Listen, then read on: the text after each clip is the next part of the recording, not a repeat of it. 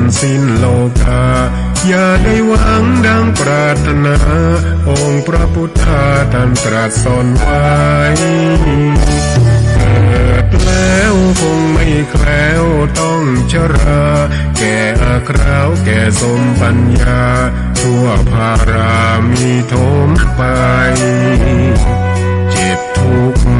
ย่อมเวียนวนมีพ้นใครๆสัตว์โลกล้วนรู้แน่แก่ใจเกิดแก่เจ็บตายหลีกไปไม่พ้นใครหลงคิดหลงติดอัตตาว่าใจแจ้งกำมลแม้นใครปลงได้คงสุขล้นชีวิตมีมองมนเกิดมาเป็นคนสมบู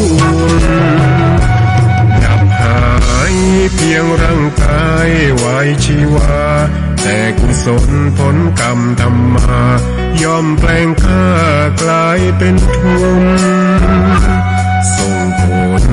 ให้ทุกคนเวียนวนไม่สูญสุขและทุกข์เป็นไปตามทุนที่พวกคุณได้ก่อทำมา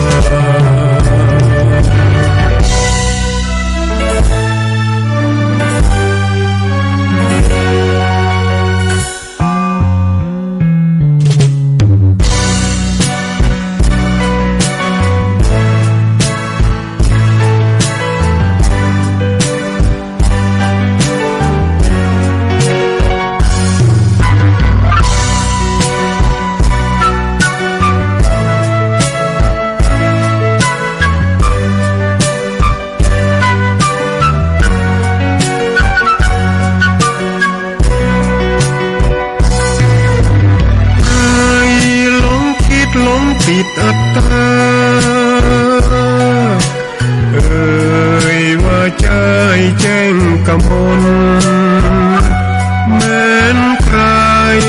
ปลงได้คงสุขล้นชีวิตมีมองมนเกิดมาเป็นคนสมบูรณ์ดับหายเพียงร่างกายไว้ชีวาแต่กุศลผลกรรมทำมาย่อมแปลงค่า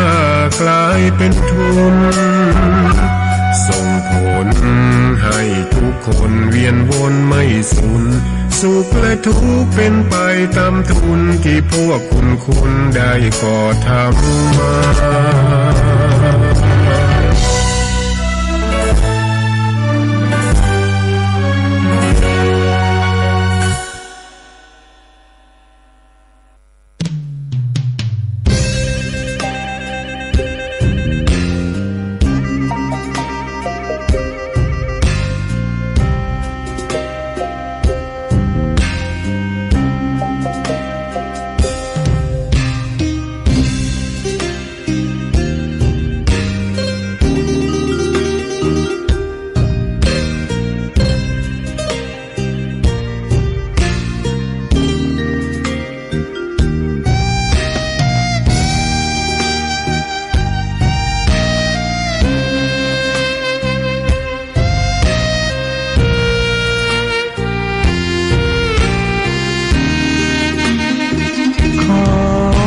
ตำนา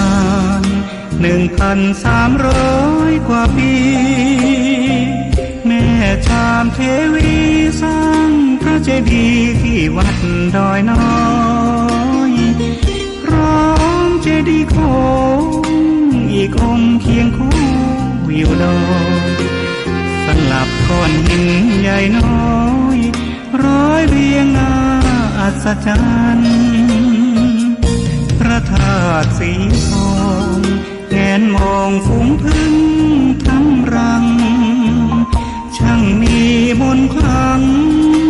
พลังศักดิ์สิทธิ์บนนั้นกล่าวคำไหว้สากราบสักการะ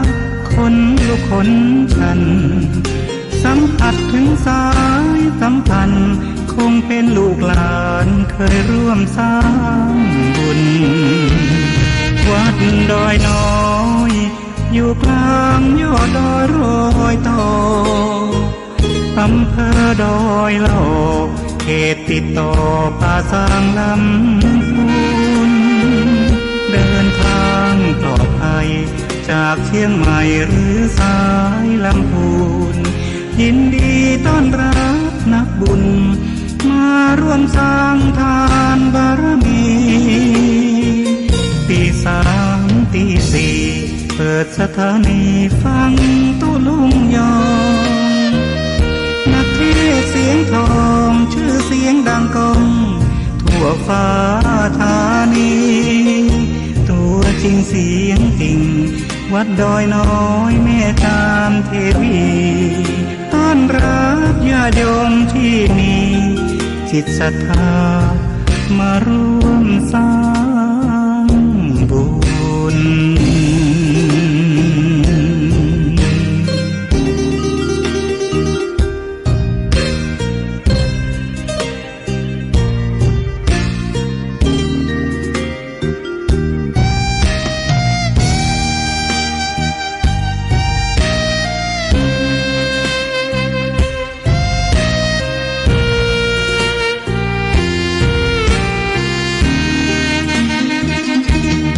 วัดดอยน้อยอยู่กลางยอดดอยโรยต่ออำเภอดอยเหล่าเขตติดต่อป่าสางลำพูนเดินทางปลอดภัยจากเชียงใหม่หรือสายลำพูนยินดีต้อนรับนักบุญมาร่วมสร้างทานบารมีตีสามตีสี่เปิดสถานีฟังตุลุงยองนักเทศเสียงทองชื่อเสียงดังก้องทั่วฟ้าธานีตัวจริงเสียงจริง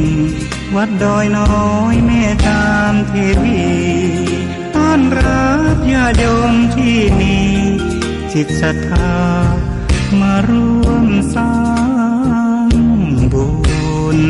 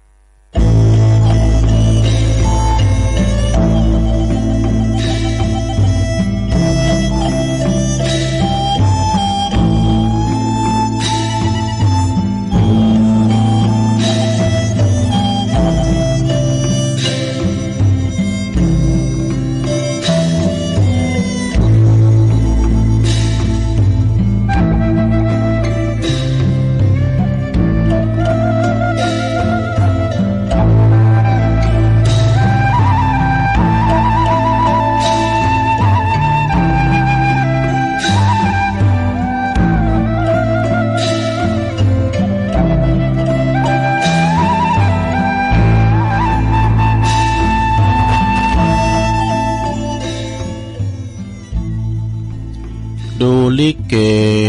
โขนหนังโปรดยังคิด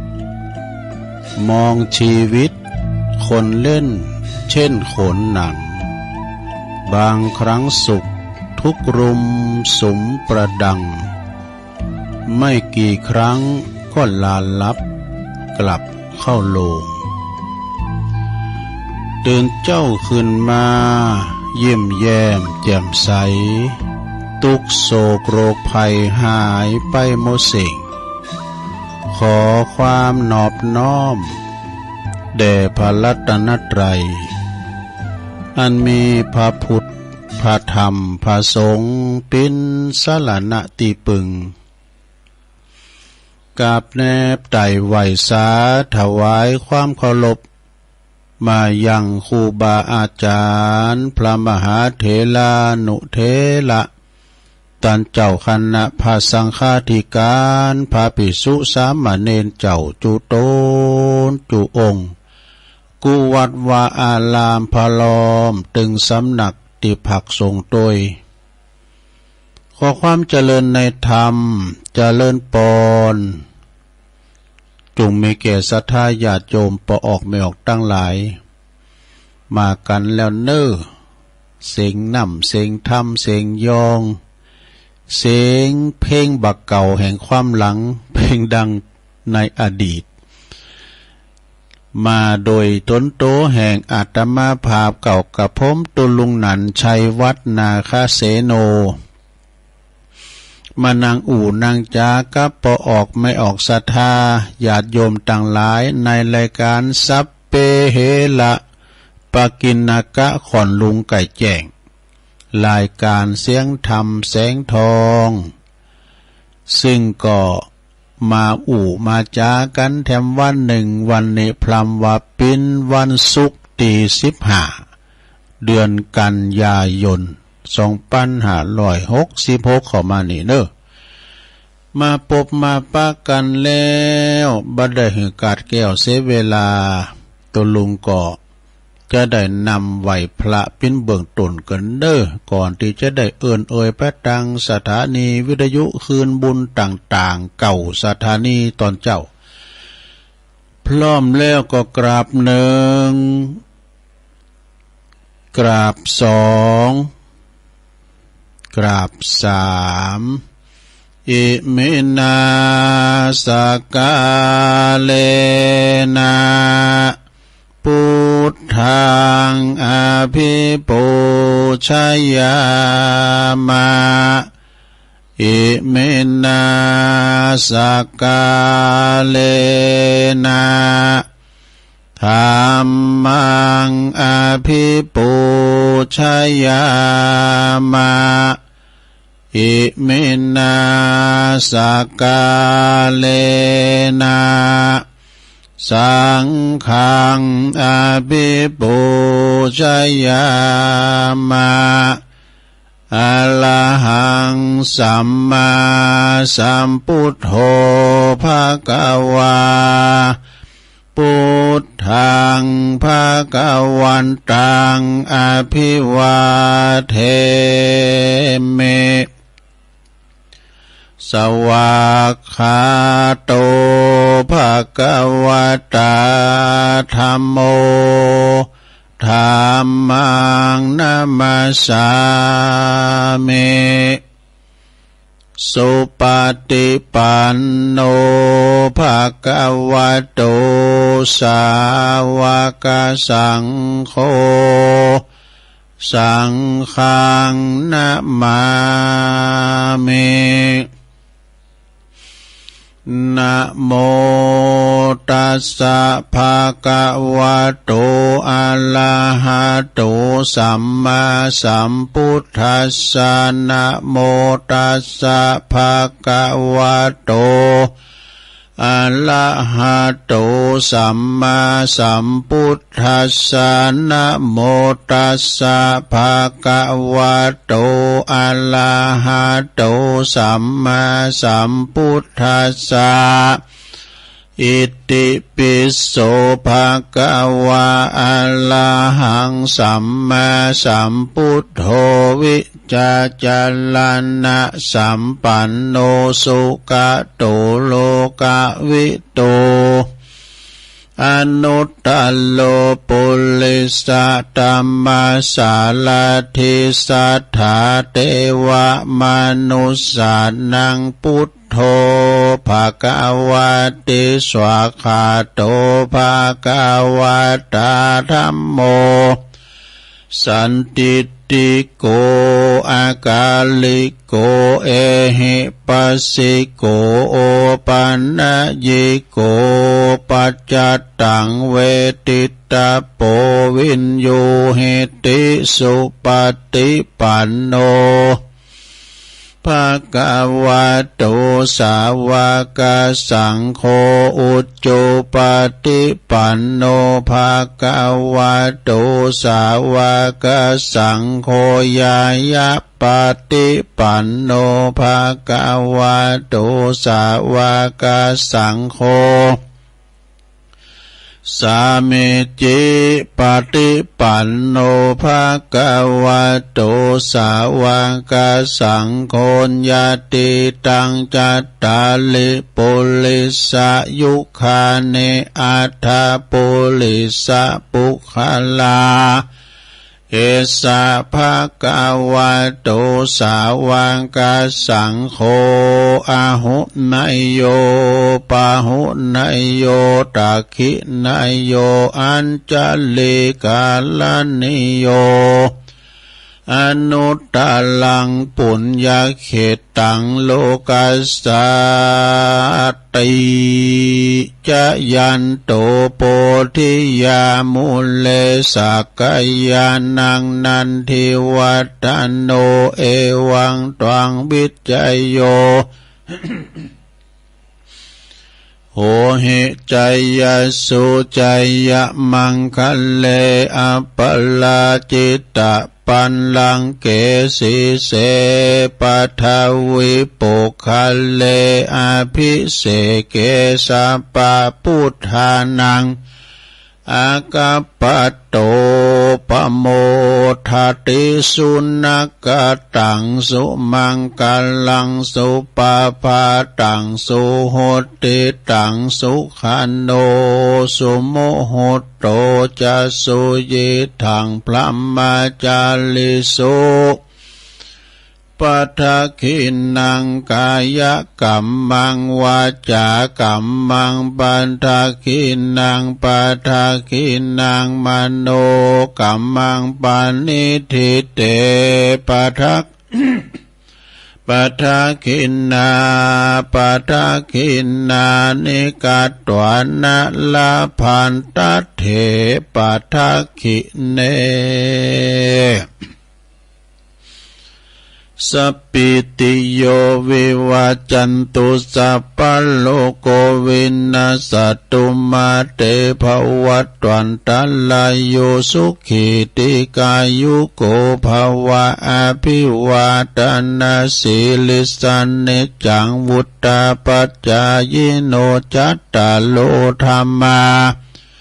ว่าทันติอายุวันโนสุขังปะลังเอาแล้วศรัทธาญาติโยมต่างหลายตุลุงก่อปิ้นเก้าปิ้นโหนำสวดมนต์ไปปิ้นตีเล็บร้อยก็ขอคุณพระติตาไหลลัตนะผ่านเพวตังพาเกี่ยวเจ้าตังสามประการจนได้มาปกป้องคุ้มครองหักษาวัดวาอารามควงแก้วตั้งสามตลอดถึงครูบาอาจารย์พระสงฆ์องค์สามเณรเจ้าอยู่กับวัดกับว่าได้มาสืบทอดพระศาสนางอกงามไพบูรณ์เป็นเนินนาบุญของศรัทธามาสักการะปูชากราบไหวเนาะศรัทธาญาติโยมดังหลายก็ขอให้อยู่ดีมีสุขมีสุขภาพภาลนามัยสมบูรณ์แข็งแรงมีความสุขสองอย่างเนื้อสุขกายแล้วก็สุขใจสุขกายนั้นก็ปราศจากทุกข์โศกโรคภัยไข้เจ็บอย่าได้มาเบียดเบียนเนาะขอให้ปราศจากสุขภาพของมันดีนะอันนี้สุขทางกายเจ็บป่วยไข้เมื่อยนะสุขทางใจก็ปราศจากความโลภความโกรธความหลงเนอะแต่ปิ้นลมโพลมใสของลูกของหลานไปแล้วก็ขออธิษฐานจิตแผ่เมตตาปิ้นกำลังใจอีปออีแม่ที่เดินเหินไปไหนมาไหนบ้าใดเนาะก็เอาวิทยุปิ้นกูปิ้นกีมเนอะลงเนอะฟังนำฟังทำไปลูกหลานตันเต่าก่อนที่จะเอารถขอคุ้มออกโคมีสติก่อนสตาร์ทเนาะรถมันหนักมันร้ายระวังตึงรถเฮาระวังตึงรถเขาเนี่ยเดี๋ยวก็เขาขับไปดีๆนะเขาเอามาถิ่มมาจูนเฮาศรัทธาแต่ก็ขอเดินทางเขี่ยวขาดปลอดภัยทั้งขาไปและขากลับเด้อได้อันไปกาดไปลีออกไปตั้งนอกตั้งจางจังหวัดก็ดีไปดีมาดีปลอดภัยทุกตารางกิโลเมตรของการเดินทาง แล้วตอนนี้ไปตุลุงก็จะได้เอ่ยป้าตังสถานีขึ้นบุญต่างๆในเครือข่ายที่เปิดหับสัญญาณรายการธรรมะภาคภาษายองช่วงเวลาตั้งแต่ตี 3 ถึง 5 โมงดังต่อไปนี้ขอบคุณสถานีวิทยุคลื่นพระพุทธศาสนาการศึกษาและวัฒนธรรมวัดฝายหินเนื้อตำบลสุดเทพอำเภอเมืองเชียงใหม่ FM 104.50 เมกะเฮิรตซ์โดยเมตตาบารมีธรรมอาจารย์ท่านพระครูสมุวิสุวัฒน์วรกิจโจองค์ขลงในเมืองฟังแต่ได้เพลงมาแล้วไอ้วะ ขอบคุณตัวเนอร์และขอบคุณสถานีวิทยุคณะสงฆ์อำเภอฝางตั้งอยู่ที่วัดพระบาทอุดมน้ำบ่อสาวาสำนักวิปัสสนา FM 100.25 เมกะเฮิรตซ์โดยเมตตาบารมีธรรมหลวงพ่อท่านพระครูสุจิตานุรักษ์หลวงพ่อใหญ่เจ้าคณะอำเภอฝางขอบคุณท่านพระอาจารย์จำเริญโชติธรรมโมพระอาจารย์อมรเทพอุปสันโตตุปิโจพี่น้องฟังไม่อายใส่ประการฟังกันหลงหลายอยู่ขอบคุณสถานีวิทยุแดนดินถิ่นล้านนาตั้งอยู่ในบ้านโฮงโง่ตำบุญนำบ่อหลงอำเภอสันป่าต้องเชียงใหม่ FM 103.50 เมกะเฮิรตซ์โดยคุณรุจิสมบัติเงาคำนะขอบคุณสถานีวิทยุขึ้นธรรมะของชุมชนวัดห้วยตองซักตำบลคงเป้าจอมตองเชียงใหม่ FM 98.75 เมกะเฮิรตซ์โดยเมตตาบารมีธรรมอาจารย์ท่านพระครูวาปีวรมานิชท่านพระอาจารย์ชวลิตชัยวังโสโซนไต่ก็ฟังเหมือนกับเพลงมากันแล้วนะ ฟังเพลงบะเก่าเปิ่นฟังกันหลายโซนไต่สายไต่ขอบคุณสถานีวิทยุมนเสียงธรรมอำเภอแม่แจ่มจังหวัดเชียงใหม่วัดบุพาราม FM 106.25 เมกะเฮิรตซ์โดยเมตตาบารมีธรรมหลวงพ่อพระครูมงคลวิสิทธิ์หลวงพ่อใหญ่เจ้าคณะอำเภอแม่แจ่มขอบคุณท่านพระครูปลัดอุทัยตึง2อุทัยโดยนะครับขอบคุณสถานีวิทยุเน็กเนลเรดิโอ FM 96.75 เมกะเฮิรตซ์ตั้งอยู่ที่บ้านจงตำบลทุ่งกวาวห้างหุ้นส่วนจำกัดอนุสรณ์เรดิโออำเภอเมืองปานจังหวัดลำปางขอบคุณสถานีวิทยุชุมชนคนเหนือเขื่อนตั้งอยู่บ้านดงดำอำเภอฮอดจังหวัดเชียงใหม่ FM 90.75 เมกะเฮิรตซ์ขอบคุณสถานีวิทยุเพื่อการศึกษาและพัฒนาอาชีพเรดิโอเน็ตเวิร์กFM 103.00 เมกะเฮิรตซ์อำเภอเมืองจังหวัดลำปางโดยคุณอนุพงษ์ตาจีนะขอบคุณสถานีวิทยุเรดิโอเน็ตเวิร์ก FM 99.50 เมกะเฮิรตซ์วิทยาลัยเทคโนโลยีเพื่อการจัดการกฟผแม่เมาะลำปางแล้วขอบคุณสถานีวิทยุวิทยาลัยสงฆ์นครลำปางวัดบุญญาวาสวิหารนะ FM 106.25 เมกะเฮิรตซ์นะ แล้วขอบคุณสถานีวิทยุศรีคำเรดิโออำเภอเวียงสาจังหวัดน่าน FM 92.50 เมกะเฮิรตซ์นะแล้วทำสักกรรมนั้นก่อนน่านฟ้าเรดิโอบ้านป่าแดดปุ่นนะ FM 100.25 เมกะเฮิรตซ์โดยคุณลุงนิรันดร์ปันดอนตองอันนี้เป็นเจ้าของสถานีคืนบุญต่างๆเนาะที่เปิ้นถวายมอบหมายเวลากับครูบาอาจารย์หลายก็หลายตุนหลายองค์ตั้งแต่เวลาในปิ้นต้นไปตี 3 ถึง 5 โมงเนื้อสถารายการตุลุงก็มานั่งนางจาก็พอออกไม่ออกศรัทธาญาติโยมสาธุชนต่างหลายเนาะนำเอาสิ่งละอันพันละน้อยมาเสนอแนะมามาจามาศรัทธาได้ฟังกันที่เปิ้นนอนบัดลับนี่นะที่เปิ้นตื่นมาจับก็ดีก็ฟังกันไปเน้อศรัทธาแต่คุณฟังวันนี้ก็จะหน่อยไปหน่อยนึงพร้อมย้างโตก่อมขึ้นแล้วเปิ้นไปนอนวัดกัน เปิ้นอยู่วัดอยู่ว่าเปิ้นนอนวัดไปรักษาศีลธรรมฟังธรรมศรัทธาญาติโยมเนาะบ้านเฮาเมืองเฮาวันศีลวันธรรมเปิ้นก็ไปนอนวัดนอนวากินทานวันศีลวันธรรมก็ไปตักบาตรญาติปกกันเนี่ยเนาะเดิน12ออก1ค่ำวันนี้แล้วนะ ถึงฤดูในการต้านหาบรรพชนบรรพบุรุษเฮาเนี่ยบ้านเฮาเมืองเฮาล้านนาเมืองเหนือนี่กินต้านโมนเนาะฉะนั้นญาติโยมไปพอตั้งต่างประเทศทหารขีบหันหยังที่เปิ้นสูงมากพอปินดีอินดูเปิ้นเต็ดแต้นะเพราะว่าจะเป็นประเทศลิเบียกาฮ่องกงกาฟิลิปปินส์กานี่โคลัมเบียเนี่ยโอ้ยบอนละโคนี่นะโดนภัยทางธรรมชาติกันนำนะอย่างประเทศอย่างเนี่ยโคลัมโบนี่ก็หาที่ว่าโดนน้ำพัดน้ำเพตโตประเทศ1 ใน 4นะตีเปินโดนตายกันเป็นปั้นนะซะนะสูญหายเป็นหมื่นนะโอ้โหบ้านจองหอเฮิรนจุมฟูเมียนะน้ำทะเลนุ้นขึ้นมาเนี่ยมันกวาดเมื่ออย่างซึนามิอ่ะตุ๊ซะนะหายฮ้อนวอนตุกกันที่เบิ่มตาก็โอ้หายฮ้อนฮะขอบโคที่เบิ่นลุ่มหายแต่จากไปอีกซะนะอันนี้เป็นกรรมอย่างหนึ่งก็พวกนี้ได้เป็นกรรมเป็นเวรอย่างหนึ่งจ้าก็จะบัดเดี๋ยวนี้หมู่เฮาตั้งโลกนี่แปลว่ามีสงครามเกิดขึ้นสงครามอย่างสงครามแห่งธรรมชาติลงโทษซะนะบ้านอื่นเมืองเปิ้นบ่นบ้านเฮาไปขอมันมีเนาะครูบาเจ้าศรีวิจัยเบิ่นตะไว้นะเมืองเฮาเมืองปุดอีหนาซะดาเนาะกินต้านเป็นในโรงเน้อเราจะไปประมาทลาสานะกินต้านกันไป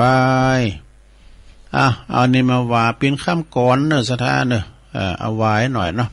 วันนี้ตรุงก็มีโต๊ะโจยนะอานิสงส์ของการทำบุญ12 อย่าง การทำบุญ12 อย่างมีอย่างปะล่ำก็เดี๋ยวก่อนคำกลอนอันนี้ของปีน้อยจากแม่หยวกเด้อส่งเข้ามายุพินหอมมาลาเปิ้นเขียนว่าเอาเข็มทิ่มที่ไหนคือที่ตายของเราเองอันนี้เป็นคติเตือนใจนะโลเนอะจะว่ามาแล้วก็กระเลืองตายบ่ใจนะฟังไว้นะมาจากดินก็บินกลับทับที่เดิมยังมีบ่วงดวงจิตเริ่มเสริมเสาะหาที่กำเนิดเกิดร่างใหม่ในวัฏฏาแล้วนำพาไปหาแปรแก่เจ็บตายมันเป็นอะไรซะนอกสัจธรรมนะพื้นที่ใดในโลกนี้ที่ฝังกลบคือหลุมศพตายจบฝังเราทั้งหลายนี่นับน้ำตาไหลบ่าล้นจนมากมายที่เกิดตายเวียนวนว่ายเวียนวนไม่พ้นกรรมมันเป็นกรรมนะซะเนาะทุกสิ่งอย่างต่างลาล้างไกลห่างกันที่เรานั้นมีอันต้องจ้องถลำสู่ทิศทางแตกต่างกันอันมีกรรมเนี่ยที่จะนำลงต่ำสูงคอยจูงไปเนี่ยกรรมนำนะบุญนำกรรมแต่งแต่จูงเข้าไปลงเนาะหากทำดีมีที่ไปไม่ตกอับเพราะมีบุญคอยหนุนรับไม่หลับไหลย่อมเป็นสุขทุกสถานเบิกบานใจเพราะมีธรรมคอยนำใจให้ละวางนี่ขอน้อมนำธรรมะพระสัมมาอันล้ำค่ามาปฏิบัติอย่าเมินหมางศีลสมาธิดำริมั่นมันปล่อยวางเดินตามทางอย่างมั่นคงจงอย่ารอนี่เมื่อร่างกายตายเป็นศพจบวิญญาณความเน่าเหม็นก็แผ่ซ่านไม่นานหนอเมเหลืองหนองนะมีน้ำเหลืองหนองไหลนองเยิ้มเริ่มหงิกงอเส้นเอ็นฝ่อรอแตกปลิออกมามีเรือนร่างต่างก็หลงไม่ปลงจิตไม่เคยคิดพิจารณาตนค้นศึกษามีแต่สิ่งยิ่งปฏิกูลเพิ่มพูนมาซึมล้นบ่าออกมาทั่วทั้งตัวเราหาตนตัวบุคคลเราไร้เงาสิ้น เ เป็นธาตุดินน้ำลมไฟใจโง่เขลามาหลงไหลใจเมามัว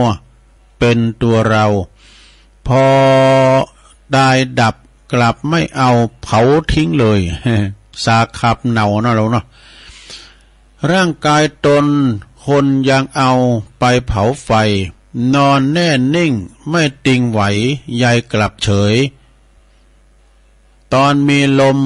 ใครถมทับด่ายับเลยไม่เคยใครมาเย้ยเปลยดูถูกลุกฟาดฟัน เห็นหรือยังสั่งอะไร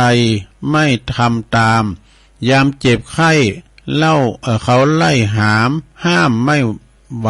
ห้ามไม่หันบอกให้หายก็ไม่หายตายเฉียบพลันยังจะมาพากันยึดมั่นกันหรือกันอีกหรือแหน่เขมารัมโมภิกขุขอบคุณปินหน่อยเด้อเพิ่นสูงมากนะ ลองฟังไว้น่าสะได้เนาะยังมีทั้งตอนอยู่ก็เดี๋ยวก่อนเดี๋ยวก็ว่านะก็เดี๋ยวก็ว่าศรัทธาญาติโยมทั้งหลายวันนี้ก็เป็นวันศุกร์แล้วเดิน12ออก1คำแล้วศรัทธากินหมนตาลหวานอยู่ดีมีสุขภาพพลามัยสมบูรณ์แข็งแรงเด้อหน้าแดงแสงเฮอกินข้าวลำกินน้ำลุงนะประเทศของเฮานี่ก็อยู่มนกินหวานจะไปมีอันใดแผ่วพานภัยพิบัติต่างๆคือมันนี้หายไกลแสนโยชน์เน้อเอาละตอนนี้ไปตุลุงก็จะเอาคติธรรมนะคติธรรมนี่เป็นว่าอานิสงส์แห่งการทำบุญ12อย่าง12ข้อมีอย่างปลาล่ำนะลองฟังพอศรัทธาญาติโยมแต่เรื่องพระเรื่องคืดเรื่องจาบนเด้อบ่เป็นการเสียเวลาตุลุงก็จะมาเรื่องอานิสงส์กันเด้ออานิสงส์นี่ก็คือหมายความว่าการทำบุญ12อย่างมันเป็นจะได้ของการทำบุญนี่การทำบุญเขาก็ว่าบุญคืออย่างก่อนเนาะก็บุญก็คืออันนี้กะเกิดจากลมหายใจเข้าออกปีนั้นปึ้งแปลว่าอากาศก็เป็นบุญนะตุลุงเนี่ยก็อากาศก็แตกอากาศก็เป็นบุญก็คือลมเนี่ยนะลมหายใจของเฮาหายใจเข้าออกหายใจออกถ้ามีลมหายใจเฮาก็อยู่บ่ได้นะหัวใจเฮาก็บ่ได้ฟอกเลือดไปทำต่างๆเนาะบุญเกิดจากการลมหายใจทำให้ใจใสผ่องแผ้วทุกขณะ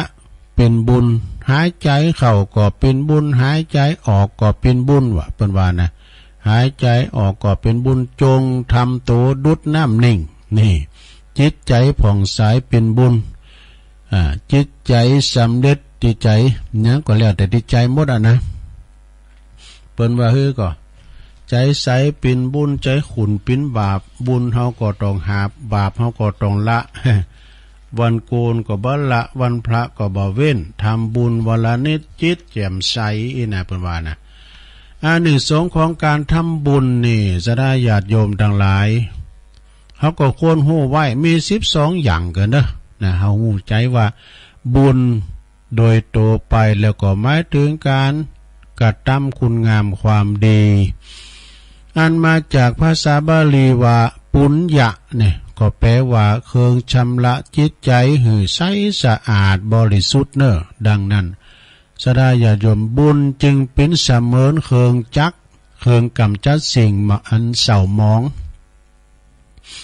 สิ่งเศร้าหมองที่เขาเรียกว่ากิเลสวะนะให้ออกจากจิตจากใจบุญก็จะช่วยเฮาลดละเลิกความโลภความหันแก่โตความจิตใจที่มีขับแคบนะอันเป็นสาเหตุให้เกิดความทุกข์ต่างๆนานานะแล้วก็ช่วยให้ใจเป็นอิสระพร้อมที่จะกล่าวสู่การทำคุณงามความดีในขั้นตอนต่อไปเปิ้นว่านะ การช่วยเหลือแปลว่าการช่วยเหลือเปิ้นมนุษย์หรือสังคมโดยวิธีต่างๆก็ทำให้เฮาเนี่ย ได้รับบุญกุศลต่างๆมากมายเปิ้นช่วยน้ำท่วมช่วยไฟใหม่ช่วยยักษ์ต่างๆช่วยแปลงเฮือนให้คุณตุกก็ได้บุญซะดานะซึ่งก็ในที่นี้โดยโลภเอาอานิสงส์ต่างๆเด้ออานิสงส์ต่างๆที่ได้จากการทำบุญในรูปแบบต่างๆหู้ไว้แต่อย่างได้ก็ตามเด้อการทำบุญก็ควรทำโดยจิตใจที่ต้องการทำบุญจริงๆนะบ่หวังผลตอบแทนสักอย่างนะจึงเกิดอานิสงส์อย่างแท้จริง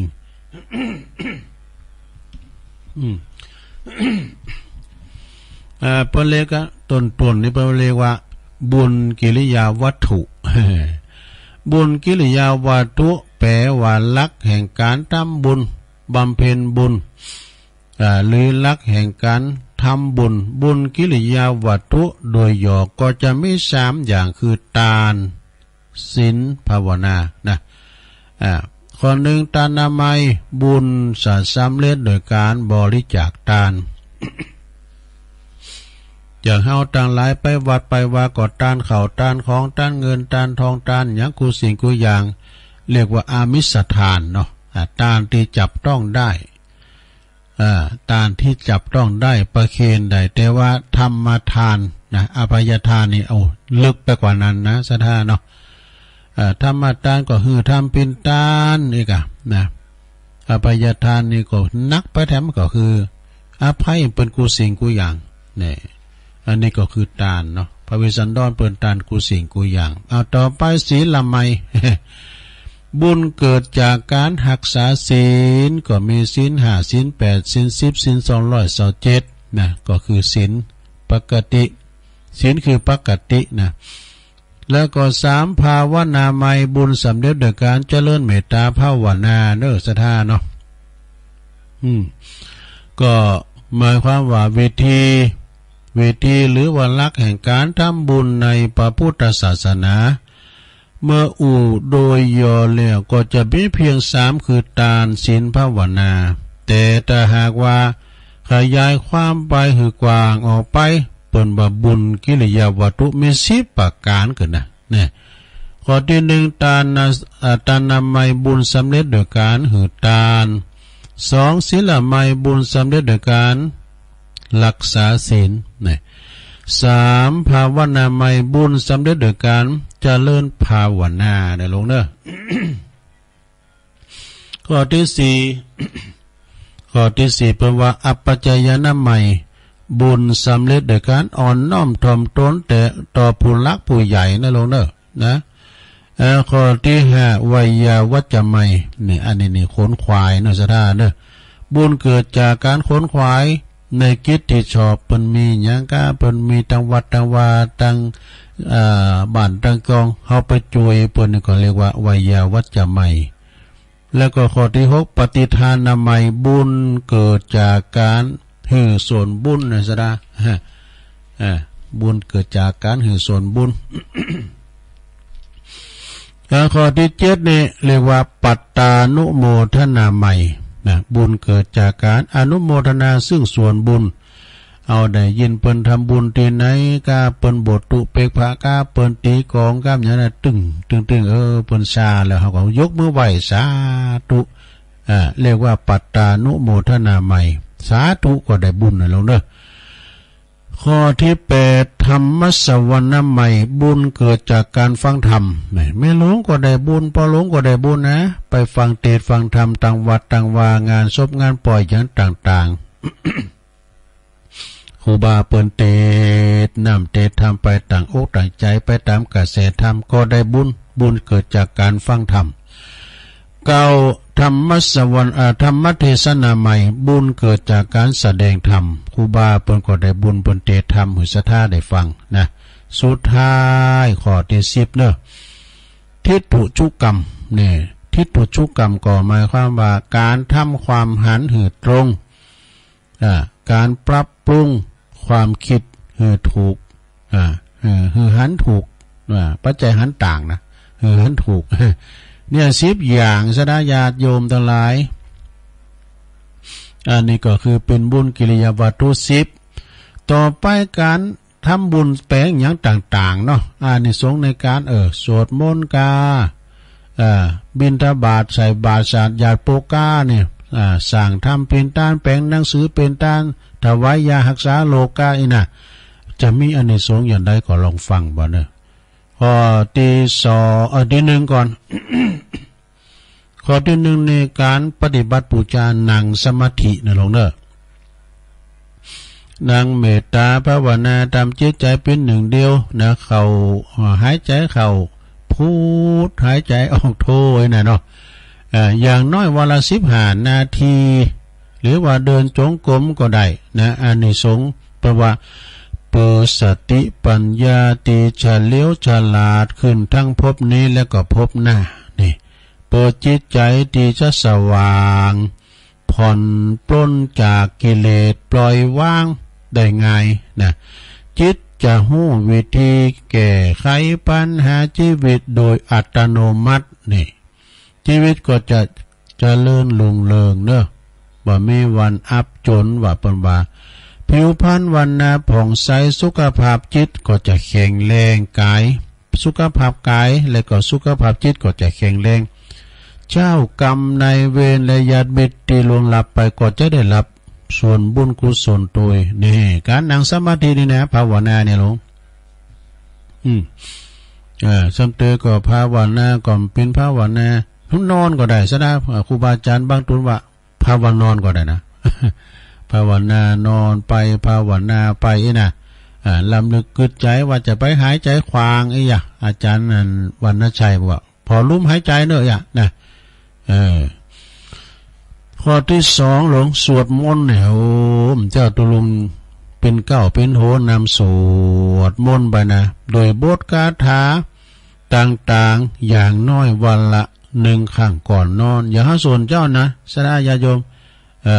สวดมนต์เจ้าเนี่ยก็ดีนะ สวดอิติปิโสสวากาโตสุปฏิปันโนไปโตกลางป่างามไม้เขาสวดอันนี้ก่อนรับก่อนนอนปวดโตไอและไอขาตึงมักไก่นะอันนี้สงการสวดมนต์บนว่าเปิดสิ่งศักดิ์สิทธิ์ คุ้มครองนะชีวิตหน้าที่การงานก็เจริญก้าวหน้า นะเงินทองไปว่าจะไหลมาเทมาว่าโอ้ก็ตัวลุงก็มันสวดได้เนอะมันจะไหลไปตั้งน้ำปิงหมด มาเยี่ยมไหลขึ้นดอยบอกยังเขี่ยวคลาดจากอุปสรรคทั้งปวงวะโยมนะจิตจะเป็นสมาธิได้เร็วด่วนแนะนำพระคาถาเนอะเนี่ยเปิ้นแนะนำพระคาถานะสวดก็พระหงส์มหากากะเนี่ยก่อนตุลุงก็โบสถ์ใหม่ว่าได้แล้วโดมหาไม่ได้เดือเขาหลังโบสถ์เนี่ยมหาการุณในกูเนี่ยคือเอากันกล่อมให้นี่ เป็นเนี่ยนะว่าพาหุงมหากาพาหุงจบแล้วก็มหาการุณในกูนะสถาหรือว่าคาถาชินบัญชรเป็นต้นเนอะเมื่อสวดเสร็จแล้วก็ต้องแผ่เมตตาทุกครั้งนะแผ่เมตตาก็ได้หลายอย่างนะแผ่เบตังซาเปสัตตาก็ได้อีตังยังกินจีก็ได้ลงถึงอยู่ในใจเนาะข้อที่4เนอะถ้าหากว่าเฮาถวายยารักษาโรคไว้กับวัดแม่ยาสามัญประจำวัดประจำบ้านเนี่ยปนเมดู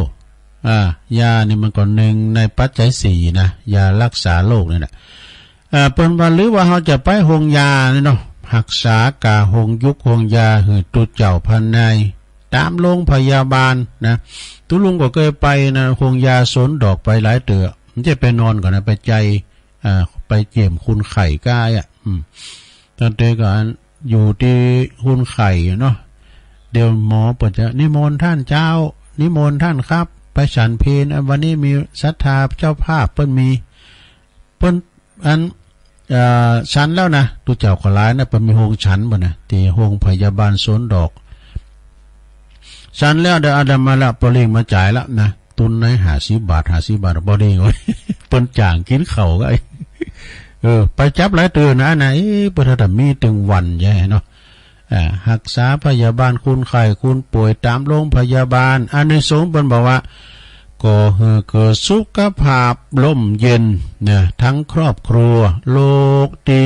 หายโรคที่บ่หายก็จะทุเลาเบาบางสุขภาพกายจิตใจแข็งแรงจิตสุขภาพกายและก็สุขภาพจิตแข็งแรงว่ะอายุยืนทั้งภพนี้และก็ภพหน้าถ้าป่วยก็จะบ่ขาดแคลนกันรักษาเยียวยาแน่สาราเนาะเนี่ยเปิ้นว่า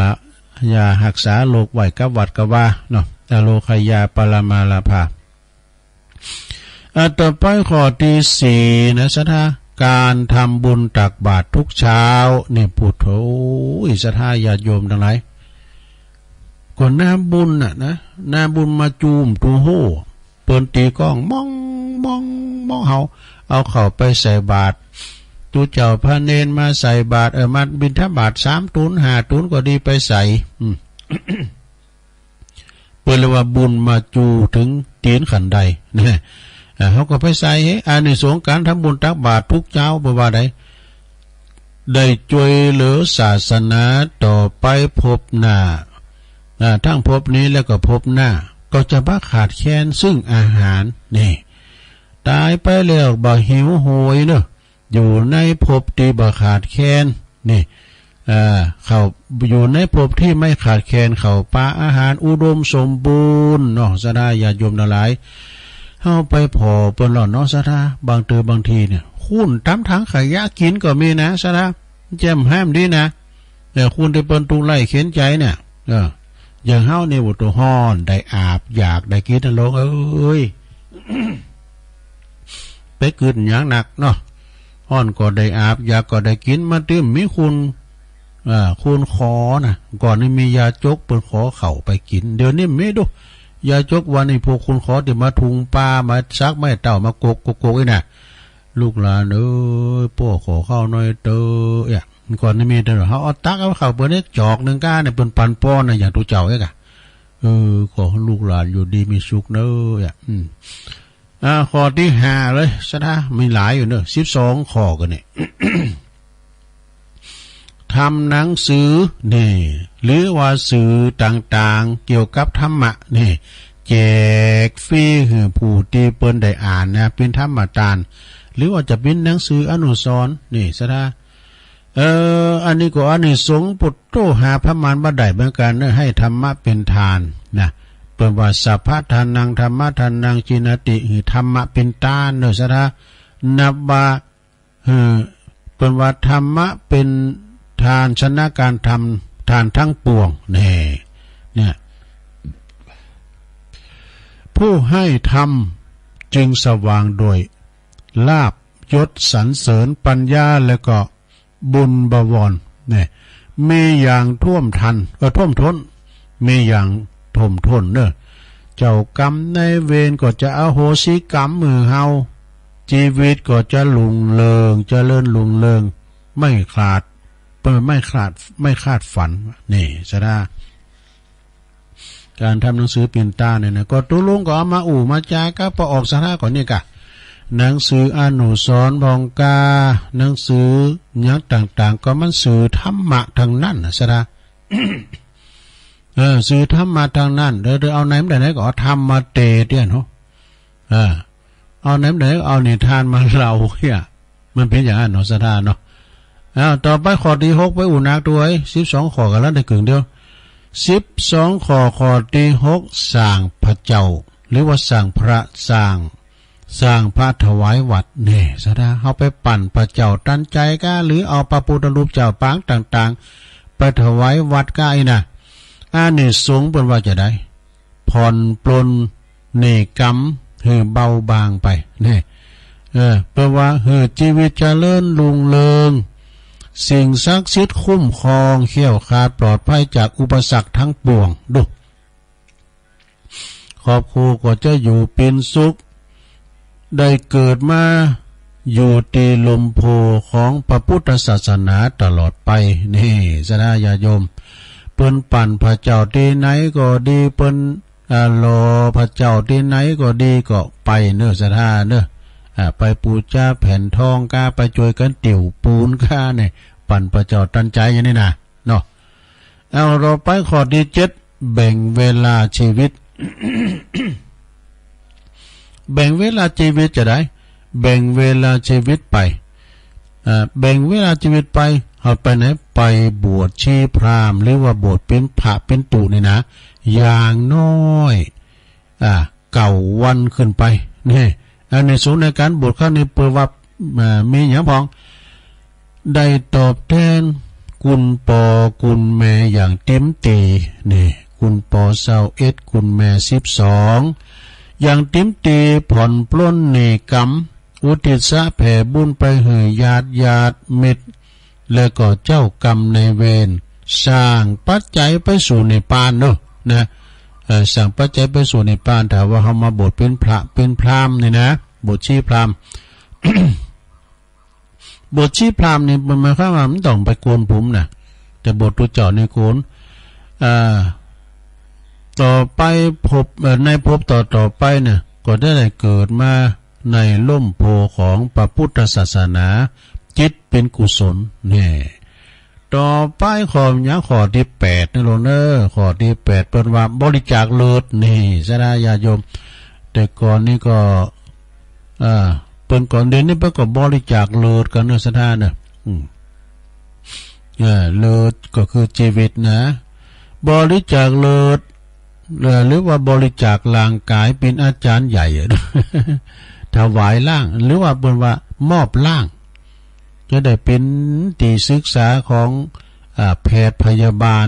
สิ้นอินไม่กี่สิ้นนะดูคอต่อพับไม่ไหนเปิ้นจะเอาไปศึกษาเป็นวิทยาทานเป็นอาจารย์ใหญ่เนี่ยในเวลาเปิ้นพระราชทานกันเนอะเพลิงศพนี่นะเนาะอานิสงส์ในการบริจาคเลือดบริจาคลางเนี่ยนะผิวพรรณวรรณะผ่องใสสุขภาพแข็งแรงช่วยต่ออายุต่อไปจะมีผู้คอยช่วยเหลือบ่หือตกตุกได้ยากกว่านะเทพยดาปกปักรักษาเนอะสถานเนอะได้เกิดมาตีเมร่างกายงดงามในภพนี้แล้วก็ภพหน้าอาจจะมีราศีผุผ่องบริจาคลางอันนี้ก็ตุลุงผมได้บริจาคลาง บริจาคลางก็ดีเหมือนกันตุลุงเคยไปขับตานที่เปิดบริจาคลางเขาท่าเฮ้ยเปิดเต็มได้ไปเฮลก็นี่ได้ไปป่าจ้านั้นได้ไปเลี้ยงปูนให้เหมาะนะอันเป็นเลี้ยงปูนเนี่ยบุตรสั่งมาอยู่ติ๊กๆอ่ะปูนเสียงตีนะให้มองนะที่ไปเฮลปูนนะต่อไปขอที่เก่าไปเลยเนาะการปล่อยนกปล่อยปลานี่ปล่อยนกปล่อยปลาปล่อยเต่าเนี่ยก็ดีนะที่เขาซื้อมาจากตลาดรวมทั้งปล่อยสัตว์ไถ่ชีวิตโคกระบือต่างๆสัตว์ต่างๆด้วยเนี่ยอันนี้สงฆ์เพราะคืออันนี้สงฆ์ว่าต่อไปนี่ก็เขาก็จะอายุยืนช่วยให้ต่ออายุนะขจัดอุปสรรคในชีวิตสดใสในกรรมเนอะคือเจ้ากรรมในเวรด้วยนะที่เคยกินเข้าไปเจ้ากรรมในเวรที่เขากินเข้าไปมีอย่างพ้องก่อนนี้กับหมูเฮ็ดเป็ดไก่หมูหมาสุมาเด้อหมาได้มีแหละสัตว์เล็กสัตว์น้อยเนี่ยเอามาคืนพอเหรอคืนพอกะเตาไฟเขานั่นน่ะหม้อเขานั่นน่ะเขากินอย่างพองนะกบขี่ตูเขียดขี่ตูควายขี่ตูเมนก็รู้เนาะจ้างได้ไหมสัตว์ที่มีชีวิตหลายชีวิตหลายวิญญาณนะลงไปในเตาไฟนะซะนะเนาะเนี่ยถ้าเขาเกิดว่าเขาได้แผ่บุญให้เขาเนี่ยเขาจะกลายเป็นเจ้ากรรมนายเวร มาเบียดเบียนเขาทุกภพทุกชาติ จะน่าเนตุลุงจังไปกล่าวเคืองที่หาที่นี่นะเปิ้นจะเอาบริจาคพินตานให้กับเจ้ากรรมนายเวรนักขนาดได้ซะนะตานอุทิศบุญให้เจ้ากรรมนายเวรนี่นะทุกภพทุกชาติอันนี้ก็กินตานหรือเปิ้นบอกในโลกเนอะเปิ้นบ้าได้มาขอดกรรมกับตำเวรเขานะที่เขาเคยกินเกยใจเขาน่ะ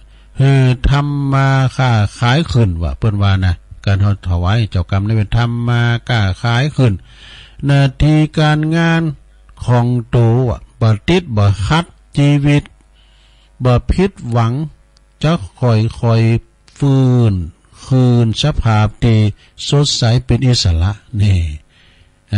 ต่อไปข้อที่10นะลงเด้อคือทุนการศึกษาบริจาคหนังสือหรือว่าสื่อการเรียนต่างๆอาสาสอนหนังสือก็ดี อาสาสอนหนังสือนักหาก็ดีนะอานิสงส์แปลว่าทำให้มีสติปัญญาดี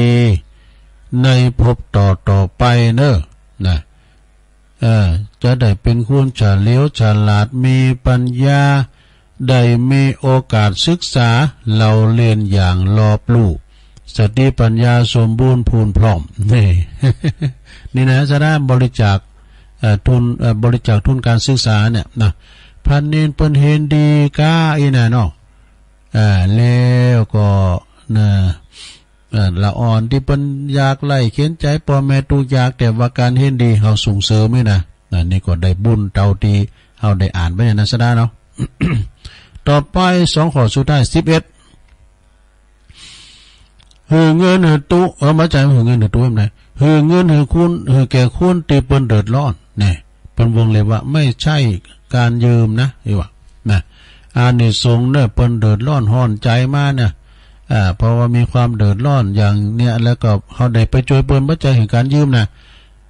ให้เงินคนที่เดือดร้อนนะบ่ไหวเลยตู้มีช่างน้อยก็ไอ้พ่ออย่าไปแก้มือนะปวดปุ๊ดไป700คืนแล้วน่ะขอยืมสัก500หรอเห็นใจ ก็จะไปเรียนมานะมันได้ไปเรียนมากำหังกำมีเขานะคะน่ะบ่ใช่ไอ้พ่อไปแก้ตัวนะเอาคืนเอาใช้ตังคืนจอดเตึงว่าปุ๊ดตีนปูบ่ได้บ้าปะเอาขอใช้ตังสัก300นะเอาไปต่อมือ มันเอาไปกินเดี๋ยวก่อนถึงนะ การหือคุณที่เปิ้นเดินร้อนหือเงินแดงบัจจัยการยืมนะอานิสงส์เปิ้นบอกว่าทำให้เกิดลาภไม่ขาดสายทั้งภพนี้และภพหน้าดูไผอย่ามาขอตรงตอนนี้ฮะบ่ต้องตุกใดยาเกิดมาจากใดจากหน้าจะใดก็ตามจะร่ำรวยวะจะร่ำรวยโดยจะร่ำรวยแล้วก็จะมีหนี้สินไม่มีสมมุติไม่มีหนี้สินไปว่าสักเถอะจะร่ำรวยและไม่มีหนี้สินอีว่าดูความยากจนในชาตินี้จะทุเลาเบาลงจะมีเงินทองกลับมาอย่างไม่คาดฝันนี่นะสระข้อที่11นี่นะข้อที่12สุดท้ายนะลงนะข้อที่12ละนะการรักษาศีล5หรือว่าศีล8นี่มาทางศีลแล้วนะลงเด้ออานิสงส์นี่นะเว้ออนาคตอานิสงส์นี่ก็บ่ต้องไปตกบ่ต้องไปเกิดเป็นเปรตหรือสัตว์นรกละสัตว์ตาลิสานสัตว์นรกคือเกิดมาแต่เป็นมนุษย์ผู้ประเสริฐนี่ครบบริบูรณ์ชีวิตเจริญรุ่งเรืองกรรมเวรก็จะบ่มาถาถมเนอะพยานอันตรายก็บ่มาอย่างไกลนะเทวดานางฟ้าปกปักรักษานี่อันนี้นะสดาแต่ว่ามีศีล5ศีล8ประจำในจิตในใจนะลงเนอะศีลเนี่ยมาปกป้องคุ้มครองป้องกันให้แคล้วคลาดปลอดภัยฉะนั้นไปมีศีลธรรมประจำใจเนี่ยเพราะว่าอยู่เย็นเป็นสุขมีศีล5รักษาเนี่ยพวกตัวลุงจะมาปันศีล5ดำแล้วลงเนาะถ้าเป็นวันเสาร์นะถ้าเป็นวันเสาร์ก็ฟังกันไปวันเสาร์วันใดแล้วก็เฮาก็มาปฏิบัติตามเนาะศีลก็คือสิ่งที่บริสุทธิ์กายวาจาใจของเฮาให้การกุงลุงเริงเด้อศรัทธาเด้อต่อไปมีข้อคิดก็เดี๋ยวจะเอาอันกรรมของอันน้องล่องหนึ่งนะ ฟ้าแจ้งเกินไปก็ไร้ปลาเนี่ยนะก็เดี๋ยวก็ลองฟังหัวนะข้อคิดนะลองนะข้อคิดลองฟังก่อนนะโอ้กินปลาสัปดาห์ละ2 ครั้งเนี่ยกินผักเป็นยากินปลาเป็นวิตามินเนี่ย อาหารการกินก็เหมือนกันเนสรากินข้าวกินน้ำเนี่ยพยายามกินหลายๆกินหนักๆเนาะนะกิ กินเปื่ออยู่นะจะอยู่เปื่อกินการเข่ามันตกต้องแล้วมันเลยญาติติบเหมือนการห้อมกินเข่านี่ไปอยู่ใดให้มันได้ซะนะเนาะเข่านี่เป็นญาติติบอย่างหนึ่งนะพระพุทธเจ้าเปิ้นทรัสรู้ก็เปิ้นก็กลับมาชั้นภัตตาหารเนาะนางสุชาดาเปิ้นถวายอันดับที่6กินธัญพืช3 ครั้งต่อสัปดาห์ธัญพืชนี่เป็นอย่างผักกาดจ้ออย่างนี้ก็ฮะเนาะธัญพืชจอผักปังอย่างนี้จ้ะกินธัญพืชตุลุงเคยได้ยินนะอ่านข้อความอย่างนี้เป็นน้องบนดอยนะเป็นน้องบนดอยปากยอเนี่ยอายุเป็น100 ปีปลายกันหรออายุเป็น100 ปีปลายแล้วเปิ้นบ่ตุ๋ยเปิ้นพร้อมเปิ้นหางเปิ้นก่อนเพียวลมจะดีคนเฒ่านะอายุ100 ปีปลายเปิ้นกินจีนวะเปิ้นกินผักไม่ใส่เคยกะนี่ธัญพืชนี่เป็นหลักนะหลวงเด้อเปิ้นกินธัญพืชเป็นหลักนะอันดับที่5 อันดับที่5ดื่มน้ำให้พอเพียงทุกวันน้ำนี่จะเป็นละเน้อศรัทธาเนี่ยก่อนที่เขาจะไปฉีดยาเนี่ยหมอเปิ้นบอกโดยคือกินน้ำหนักๆกินน้ำจุนกัดไปเอากัดให้กะกินน้ำหนักๆก็กำลังเป็นนางอันนี้หมอเปิ้นเอาน้ำมาแจกแล้วนี่เปิ้นเอาน้ำมาแจกย้ำได้ฉีดยาด้วยนะเอาทุลุงดื่มน้ำไปก่อนเนี่ยกินน้ำไปก่อนน้ำนี่เป็นยากำแล้วอดน้ำนิ่มได้เนื้อศรัทธาเด้อน้ำนี่นะว่าสัตว์สิ่งหิงห้อยพักไม้ใส่คือยังเก้าดอกก็ไม้เนี่ยกันหดน้ำก็เหี่ยวไปหมดนี่เนาะเนี่ยน้ำคือชีวิตอันดับที่4นะกินไข่1 ฟองต่อวันว่าดู ไข่นี่ก็เป็นกำลังไงเนาะอันดับที่3กินอาหารให้อิ่มแค่8 ส่วนจะหื้มพุ่นนะแค่8 ส่วนเนอะอันดับที่2การนอนหลับพักผ่อนให้พอเพียงเนาะโอ้พวกจะรับซะผักกระตอนนายมอนก้านเขาเนาะ นอนหลับให้พอเพียงไงวะฉันเตะตุลุงนอนขึ้นรับนั่นรับกลางวันจังมันปล่อยมันรับไปดอกพวกถึงไปไหนจะรับวันคำเลย อันดับที่1นี่ฟังในโลกเนอะอันดับที่1นะการยึดมั่นในอารมณ์ที่ดีตลอดยิ้มเยี่ยมแจ่มใสนี่สดาอย่าโยมไปลืมยิ้มเนาะมีอารมณ์ดีมีอารมณ์ดีอารมณ์ความโห่ซึกมีผลกระทบอย่างหนักต่อสุขภาพนะการเอาอารมณ์บดีนะใจขี่หินขี่ใจขุนของมองโมยนะเผาโต๊ะเก่าซะนะขี่โคดขี่เกตนะมีความในใจมันมีความตุกใจเศร้าส้อยซึมเศร้าโอ้นักแกเนอะฉะนั้นก็คืออารมณ์เบิกบานเนอะมองโลกในแง่ดีมีอารมณ์สดชื่นเบิกใบลาเริงเนาะผู้มีภาวะซึมเศร้าในระยะยาวและก็ความตึงเครียดสูงมีแนวโน้มที่จะก่อให้เกิดผิดปกติต่อต่อมทวะและก็ทำให้เกิดความเสี่ยงต่อสุขภาพที่เรามองไม่เห็นนี่วะดูไหนได้ผู้ที่อายุนะที่มีอายุยืนยาว100 ปีนี่นะกว่า100 ปีเนี่ยนะสดาเนาะล้วนแล้วแต่เปิ้นมองโลกในแง่ดีทางนั้นนะเปิ้นยิ้มแย้มแจ่มใสอารมณ์สดใสชื่นเ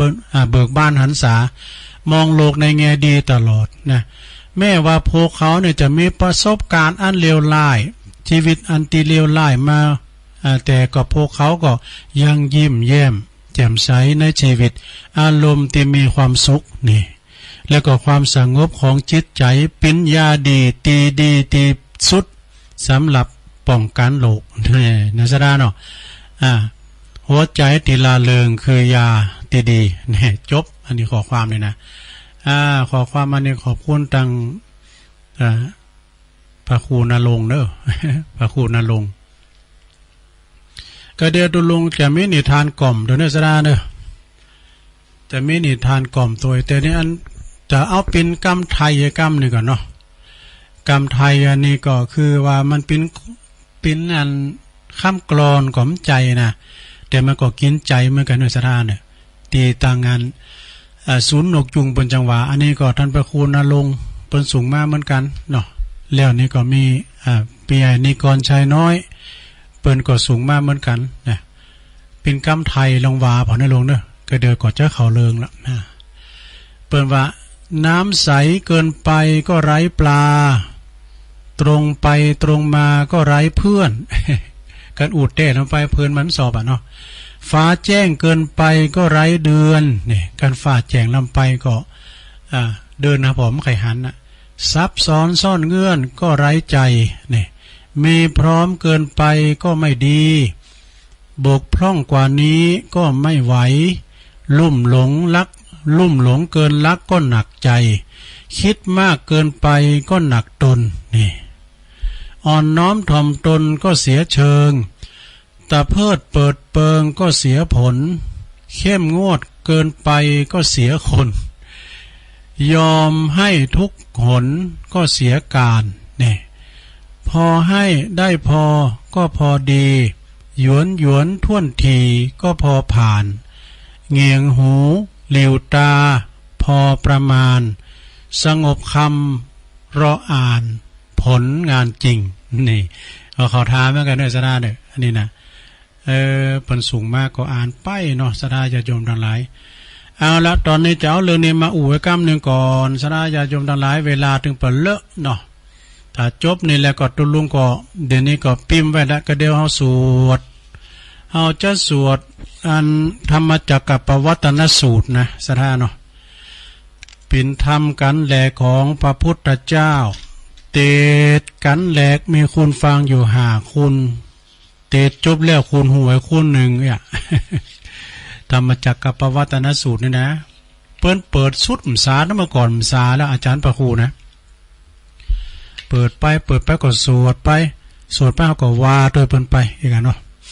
อันนี้จะเอาอันข้อห้ามยากนะมันห้ามยากนะห้ามอกห้ามใจนี่นะมันห้ามยากมันห้ามจะได้นะเป็นว่าของตีบอดี้หลังดีอยากก็จะไปอยากเนื้อตองก็มันอยากมันก็ถึงหิวเนี่ยเนาะหิวโหยเอาน้ำลูบท้องไปก่อน อย่างนั้นไอ้นี่ก่อนประสูงมากเนี่ยปุดโถสูงมากต่างลายนะจะได้มากินได้ อย่างชาอย่างลับระแดงปลือปลึงดูคุมลิ้วเปิ่นว่าบ้านหลังดีอยากก็จะไปอยากเนื้อตองบ้านหลังดีหย่องก็จะไปหย่องเนื้อโตนี่อย่างปัจจัยแต่ก็ให้เลยมายิงในเปิ้นซอบหย่องเคิงสีอ้างกันเนี่ยก็เปิ้นหลายและผ่านนุงโคใบเปิ้นหย่องเนื้อหย่องโตนะคือแต่งโตนะก็หย่องนี่นะหลังบอดี้กูก็จะไปกูเนื้อใจนี่หลังบอดี้ไปก็จะไปเนื้อตีนเนี่ยบอเดี๋ยวนี้หลังดีไปไหนอยู่กับหอกับเฮิรนนะลงเนอะอยู่กับบ้านกับจ้องเนาะปลอดภัยที่สุดล็อกบ้านเลยหันคุณแปลกหน้าก็จะไปตอนรับ จะไปลืมเม็ดนะของเปิ้นมีกามีศีลก็จะไปลักเนื้อมือบางคนมาเขียนแซบดูแซบเนี่ยคือเม็ดนะของเปิ้นบ้านหลังก็จะไปเนื้อดังนี่ของเปิ้นบอดี้หลังฟังก็ได้ไปฟังเนื้อหูเปิ้นเราหนาจ้าขวัญว่าโอ้ไปกาดของเปิ้นเราก็อย่างนี้มันต้องไปฟังเขา ของหลังดีดูก็อย่าอันนี้ขึ้นบะมีว่าของบ้านหลังดีดูก็อย่าไปดูเนื้อตาของบอดี้จ้าก็ไปจ้าเนื้อปาก ว่าไปเนาะเปิ้นมันมีในที่นี่ละตอนนี้ไปเจ้าว่าเรื่องคืดเรื่องจาแถมหน่อยนึงเกินศรัทธาญาติโยมทั้งหลายนะเรื่องคืดเรื่องจาเนี่ยมันมีนะศรัทธาอันมันคืดมันพิษตัวจะฮื้อไว้อันคืดนั่นน่ะตัวลุงไว้น่ะ คำว่าคืดนี่คำไทยเป็นว่ามันหยังฮะน่ะเป็นว่าคืดเนี่ยคำว่าคืดเมืองเนยเขานี่นะมันพิษจะได้คำว่าคืดเนี่ยคำเป็นคำไทยเนี่ยนะก็ตีครูบาอาจารย์ก็ว่าไปแล้วเนาะศรัทธาญาติโยมทั้งหลายครูบาอาจารย์ก็เคยว่าไปแล้วนะคืดในก็หมายถึงว่าเปิ้นทุมสมุดคุดกระแสแผ่หูตวานลานสลีเนี่ยมั่งดีอกอีกฮะ มั่งตีอกปกกระโดงถมเก่าใหม่เนี่ยแต่เพิ่นมีความหมายเพิ่นมีคำอธิบายนะลูกนะถมสมมุติเนี่ยโอ้น้ำตึงมหาสมุทรพระจะถมใดหันสดายาโยมแต่เปิ้นเอามาเป็นสมมุติเนี่ยเปิ้นเอามาเป็นแม่แบบนั่นไหนความจริงมันจะสมมุติมันจะนำมหาสมุทรไปถมใดให้จะได้เมื่อใดแก่การเอาไปถมสะถมหนองถมโบกถมน้ำบ่อหางหมดเนี่ยคืดนะสดาเนาะเปิ้นสะเก่าสะเดิมครับอย่างการได้ไปถมไปอย่างเปิ้นเนี่ยอย่างน้ำบ่อหางเนี่ยเปิ้นจะว่าเหือนไปถมโน่ถ้าว่าจะถมไม่นาเปิ้นเดี๋ยวกันเนอะถ้าหาว่าจะถมไม่นาเปิ้นแป้งต่อเอกสลอนนะปรุงเข้าไปปุ่นหลังคาบ่นะตะลุงเคยหันน่ะครูบาเปิ้นบอกว่ามันต้องไปถมมันถมนี่เอาสไตล์บัดตึดแล้วก็แป้งต่อเอกสลอนเอาปุ่นขึ้นไปบนหลังคาหมดเป็นเอามาติมันนะถมสมุทรก็ได้แก่ถมสะถมหนองถมโบกถมล่องถมน้ำเมืองห่างถมน้ำบ่อเนี่ยนะอันนี้แปลว่าคุดนะแล้วก็คุดกระแสนี่หรอคุดกระแสก็ได้แก่คุดน้ำคือเป็นทิศทางเนี่ยสดาญาโยมทั้งหลายการเอาไปตึดน้ำไว้เนาะน้ำแม่นั้นมันมาหอมนั้นเขาจะเอาอันมาตึดแล้วก็เขาจะมันอันเห็นมันโกงบัดบุญนี่นะก่อนเวลาวานน้ำมันมากำเดียวนะมันเอาไหนมันด้านไหนนะมันบุกำเดียวน่ะหอมเก่ามันมีหันนะหอมเก่ามันมีหันมันก็มาที่หันเนาะนะการเอาไปปลูกไปแปลงไปสั่งไปแปลงหอไปเฮิรนเมียทะลุปูปังมันลงเนาะเนี่ยเพิ่นว่าคุดกระแสก็ได้แก่คุดน้ำคือเป็นทิศทางนะแล้วก็เปิดหนทางเดินทางใหม่ข้อที่3แม่ฮู้ตวานนี่เหรอเนี่ยแม่ฮู้ตวานนี่ก็ได้แก่การขยายประตูบ้านเมื่อก่อนได้มีนะสดายาโยมตัวลงเป็นตุอันเปิ้นมานิมนต์จะไปบ่องตัวโห่ใหม่ จะไปขางตัวโห่ใหม่นะจะตึดตัวโห่ดำปุนนะจะเยคนเดียวก็โกคืดเนี่ยก็เฮาเนี่ยมันจะตัวคืดก็บ่ฮึเอาตัวเจ้าขอน้ำนาก่อนเนี่ยนะอย่างเปิ้นไปสวดไปถอนอย่างน่ะไปเตศาลาป่าแฮวก็ดีป่าจ้านี่นะเปิ้นปุถถอนกำ8กันโดถอนกำ8ตุนกันนะอันแป้การถอนน่ะตุลุงเขาตัวเจ้าเขาสุนาตุเมกันเสียทรัพย์เรียบร้อยถอนกันแล้วก็ได้ยืนมุยยืนคอหรือตู้เขาแล้วเนี่ยเอาตู้ลงมือก่อนตู้ก็มุยยังใส่บ้าปุถโตกันผีเปิ้นเอาเหลืองก็เฮาเขาเนี่ยกับเป็นจำเลยที่1เนาะกันเปิ้นจะเอาเหลืองนี่ไหนถึงไหนโอ้เสียถามันปิดเพลงเนี่ยก็ได้โอ้คุณเฒ่าแม่ฮู้ตรานก็ได้แก่การขยายประตูบ้านประตูเฮิรนประตูเมืองประตูวัดเนี่ยหรือว่าทำประตูใหญ่หรือเล็กลุงเนี่ยมันใหญ่แล้วไปแฮดเขาหน่อยมันน้อย อันนี้ก็เป็นว่าคืดว่ะแต่ก่อนบองตัวโห่เนาะตัวนิมนต์เนาะ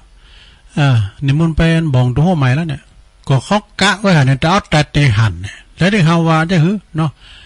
เป็นว่าเอาไปแล้วก็เอาสวดมนต์หน่อยเอาน้ำพระมีสมปล่อยผ้าพายเอาผ้ายืนเขาแล้วนี้เอาตู้ไม้ไปเลยเอาหนีเอาก็ใส่อันนี้เนาะปดขั้นต่างเราเอาแล้วต่อไปลานสลีนี่หรอลานสลีได้แก่หยังเป็ดเต็ดไม่ใหญ่ไม่โลงเนี่ยนะสดาญาโยมไม่ที่เปิ้นเคารพนับถือไม่เลยไม่ใหญ่ไม่โลงเนี่ยนะสดากันมันมีผีก็มีนกเก่าเนี่ยนะมันมีเทวบุตรลูกค้าเทวดาคุ้มครองอย่าสดาเนาะนะก็ไม่ใหญ่ไม่โลงที่เปิ้นเคารพนับถือประวัติตัดไม่ใหญ่ที่คนเปิ้นนับถือบ่ว่าจะเป็นเสือบ้านกาเสือเมืองกาหรือว่าเทวดาเปิ้นปกปักรักษาประจำอยู่ต้นไม้นั้นไปเตะทั้งเปิ้นนี่นะ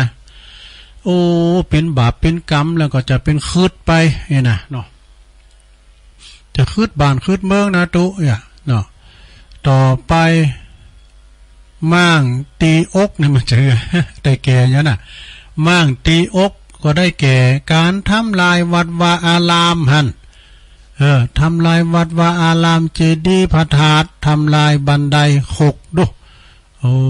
ศรัทธาญาติโยมทั้งหลายทำลายวัดวาอาราม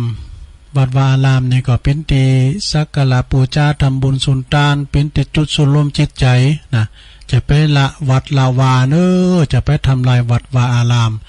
เปิดมีจินได้จินเบามาแล้วเนาะส่งเสริมเนาะพระสงฆ์องค์เนรเขาก็ไม่หน่อยไปเตี้ยเวลามี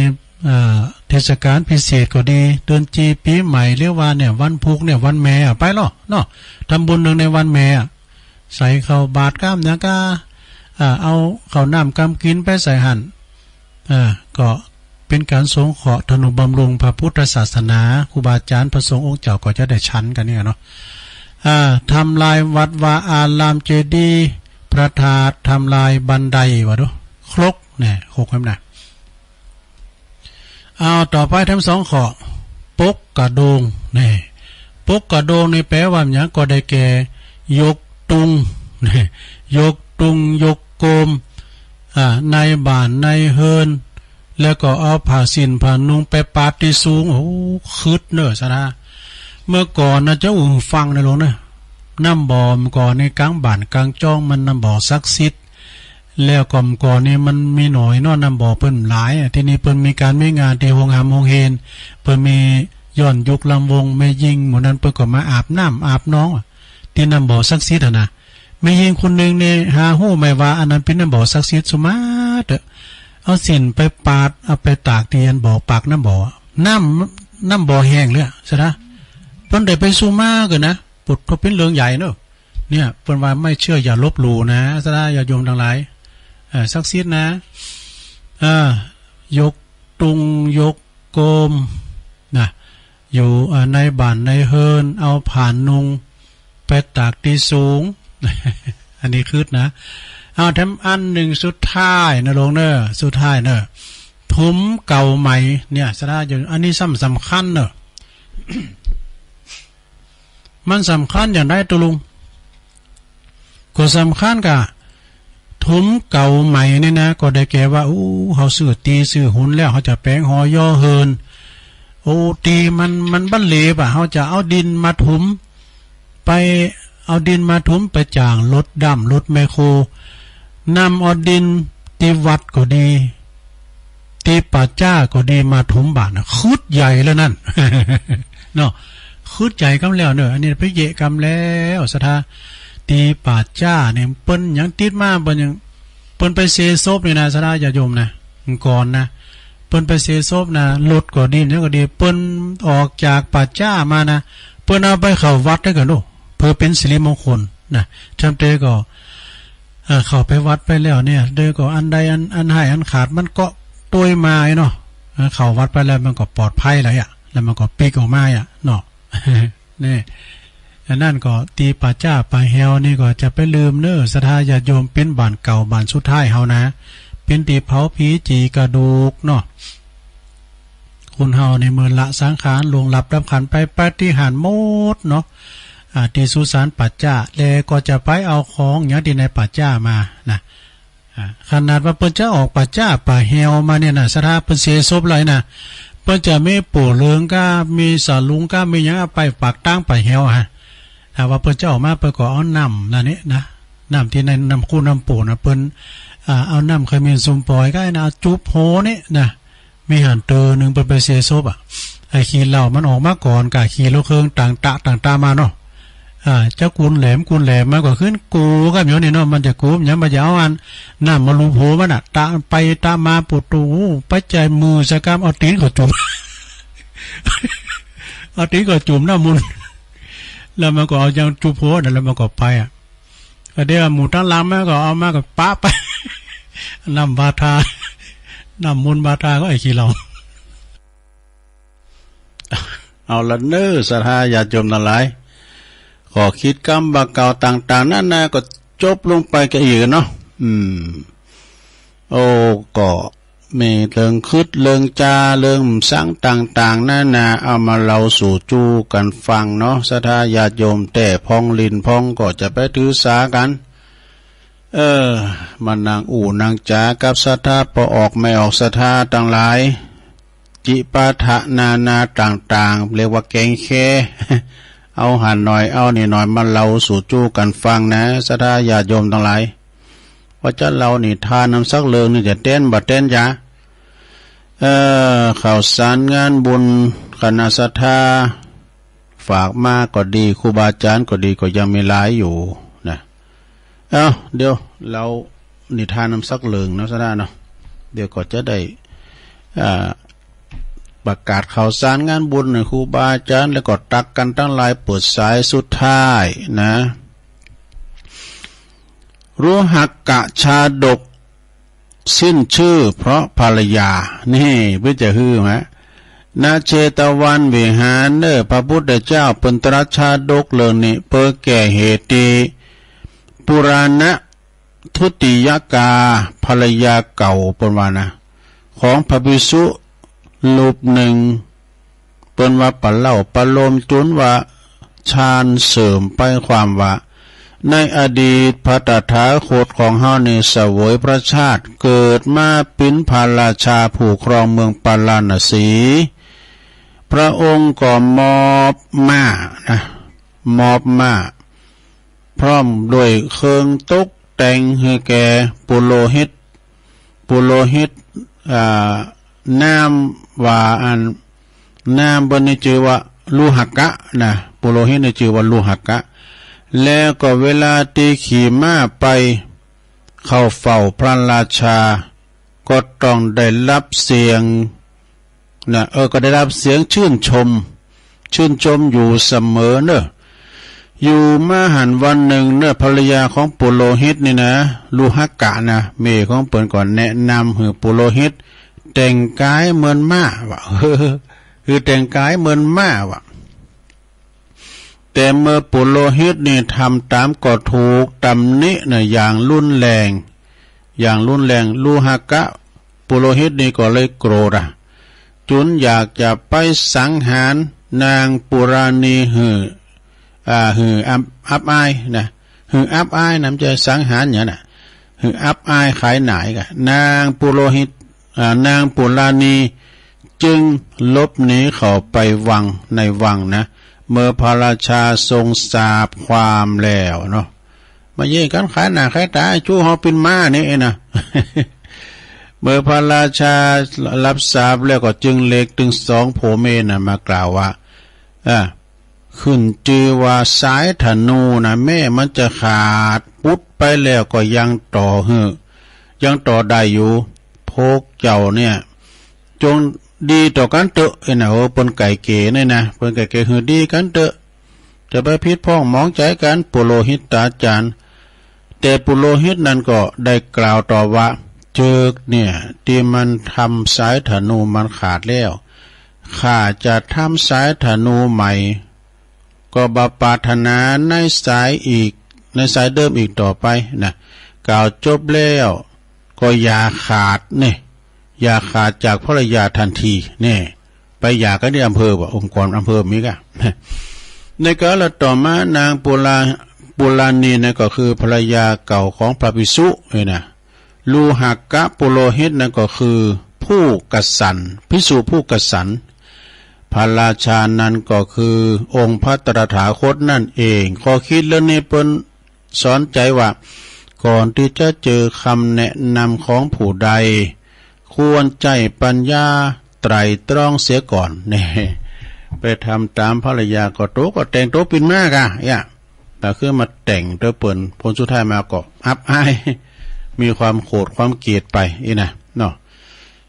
นี่ทงนิทานนี่ก็จบลงไปศรัทธาญาติโยมทั้งหลายนะตอนนี้ไปตุลุงก็ขอได้ประกาศข่าวสารงานบุญให้ครูบาอาจารย์เกินศรัทธาวันพุกนี้แล้ววันที่16นะศรัทธาญาติโยมทั้งหลายวันพุกนี้เป็นวันเสาร์วันนี้เป็นวันศุกร์เอาเราเสาร์เอาหน่วยก็งานบุญใหญ่ของเฮารวมศรัทธาคืนต่างๆ สถาที่เป็นคืนวิทยุเฮาจะคืนก็ตามนะสถาเนี่ยเพิ่นฟังก็ไปกะนะไปลมกินลมตานงานบุญประวัติตานบุพเปตพลีตานเข้าสลักกภัตตาหารอดีพระธาตุสีสองเมืองนะถึงสองเมืองเจียงใหม่แล้วก็เจียงไฮ้เนี่ยเพิ่นจะมาประสบพบเจอก็หารโมดเนาะมีแผ่วพี่น้องเมืองฟางเมืองลีบแม่แจ่มกันนี่ลำปาง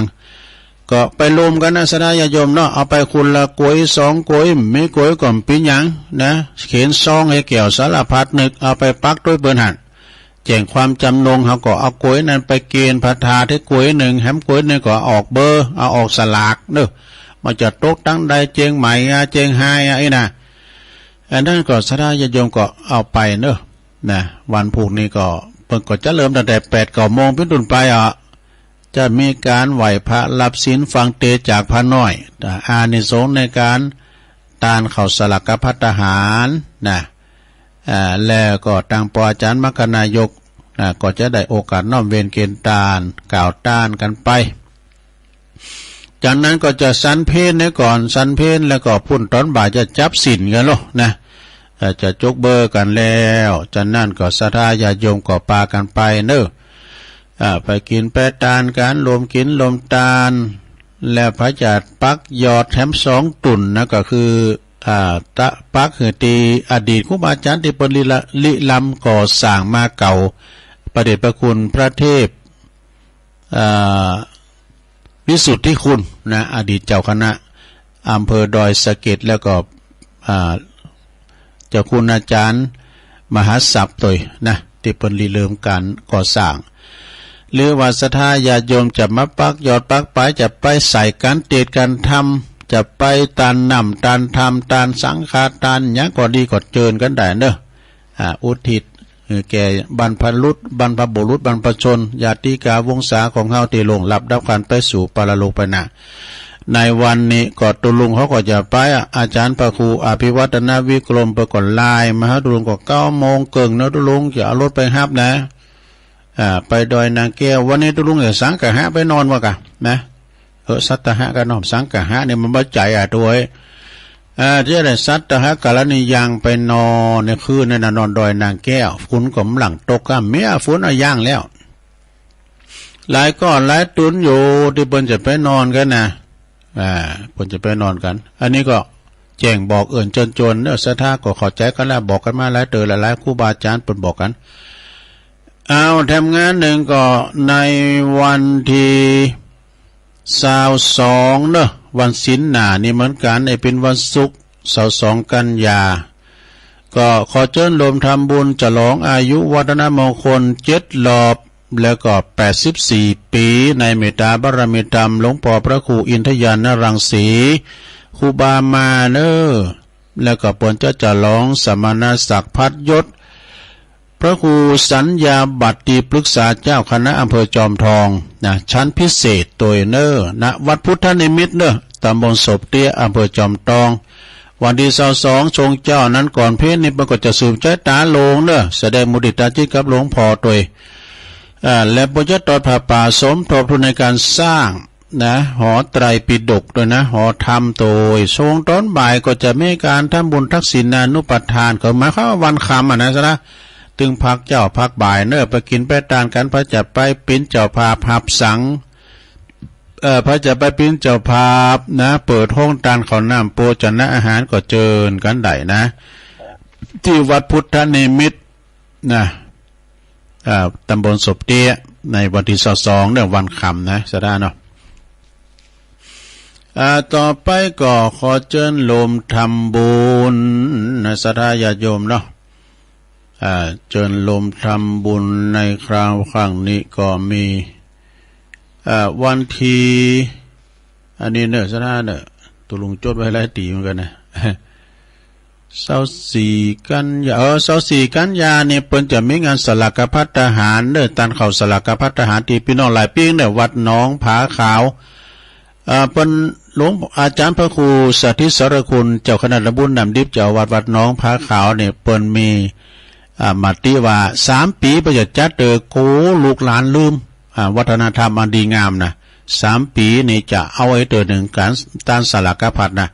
วันที่24 กันยาเนอสถานเนอที่วัดหนองผาขาวเปิ้นก็จะต้านมหาสลากพัดทหารที่วัดหนองผาขาวเนอวัดแม่โลงสายฝนค่ะนะอาจารย์ชัยทองขันก็นะแล้วก็ในวันที่22เหมือนกันนะ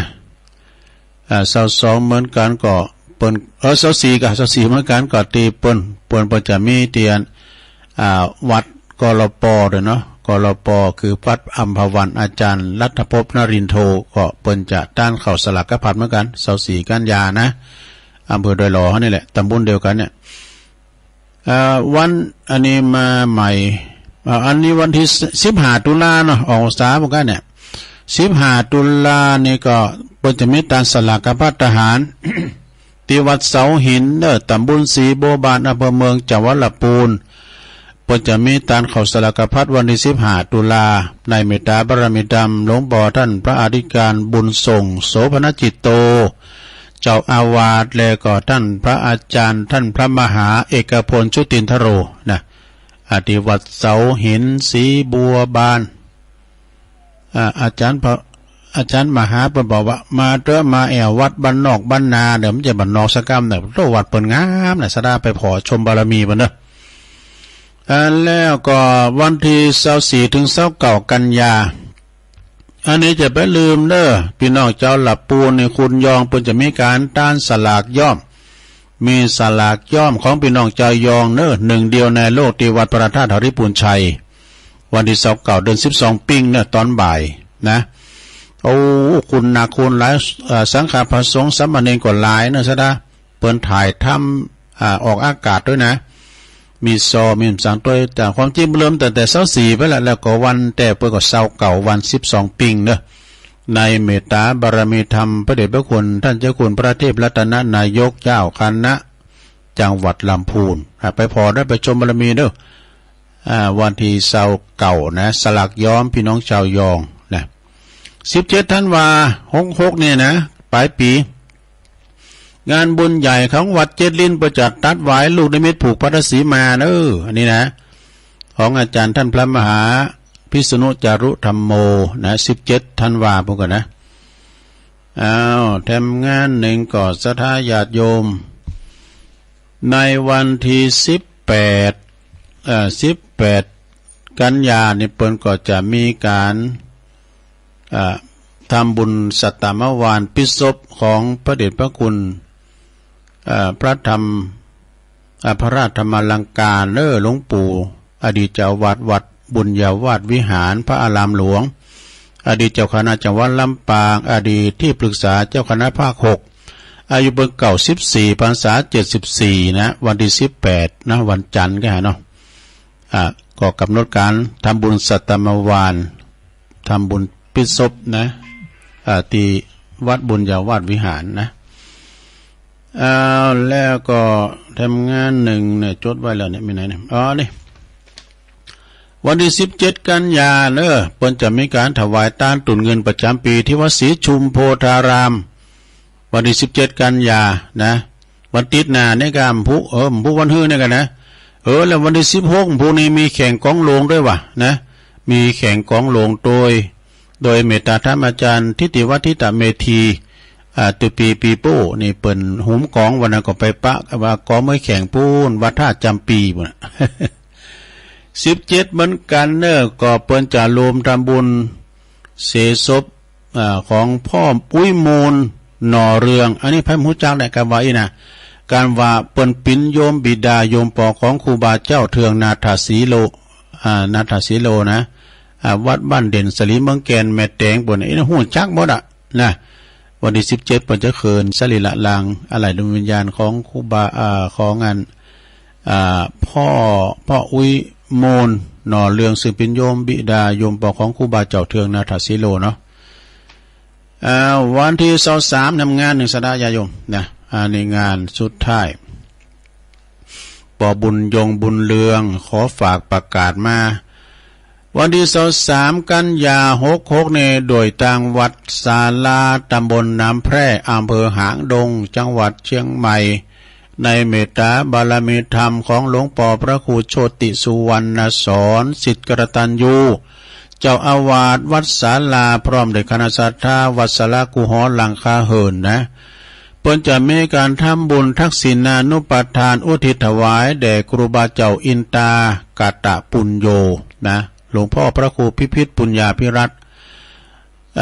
เปิ้นก็จะมีการทำบุญฟังเทศน์ฟังธรรมกันเด้อนะเมื่อค่ำยามคืนจะมีการฟังพระธรรมเทศนา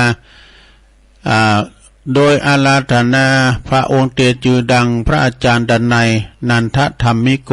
มาจากวัดปุ้นเนออำเภอดอยสะเก็ดนะปจะเตธรรมมหาจารย์เวสันดรจาดกการถวนหาคือการชูชกหรือว่าการจูจกเนอการจูจกนะ23 สิงหานี่การบัดที แล้วก็23 กันยาแหมกั้มนี่ก็จะเป็นเตตุจกเนอเจ้าภาพก็ขึ้นคุณโยมนิทรานะคุณโยมนิทราละจิละจลัดอันนี้ปีแหม่มนะวงเล็บพี่แหม่มแล้วก็คุณสุดาพรจิละทีกุลก็พี่กุ้งก็บ้านลำจันบ้านลำจันพร้อมด้วยคณะสัตยาพี่น้องสลากุหอหลังคาเหินเด้อไปกินไปตานกันนะคณะแห่ก็สลีต้นเฮือเทพประสิทธิ์ครูบอยนะอันนี้ก็ป่อบุญยงบุญเรืองฝากประกาศมาแล้วก็ขอประกาศเพิ่มเติมต่อไปว่างานออกเมนพระราชทานเพลิงศพท่านครูบาเจ้าอินตากาตาปุญโญนี้ก็จะมีขึ้นในปลายปีเนี่ยเดือนธันวาในระหว่างวันที่20 ถึง 24เดือนธันวาคม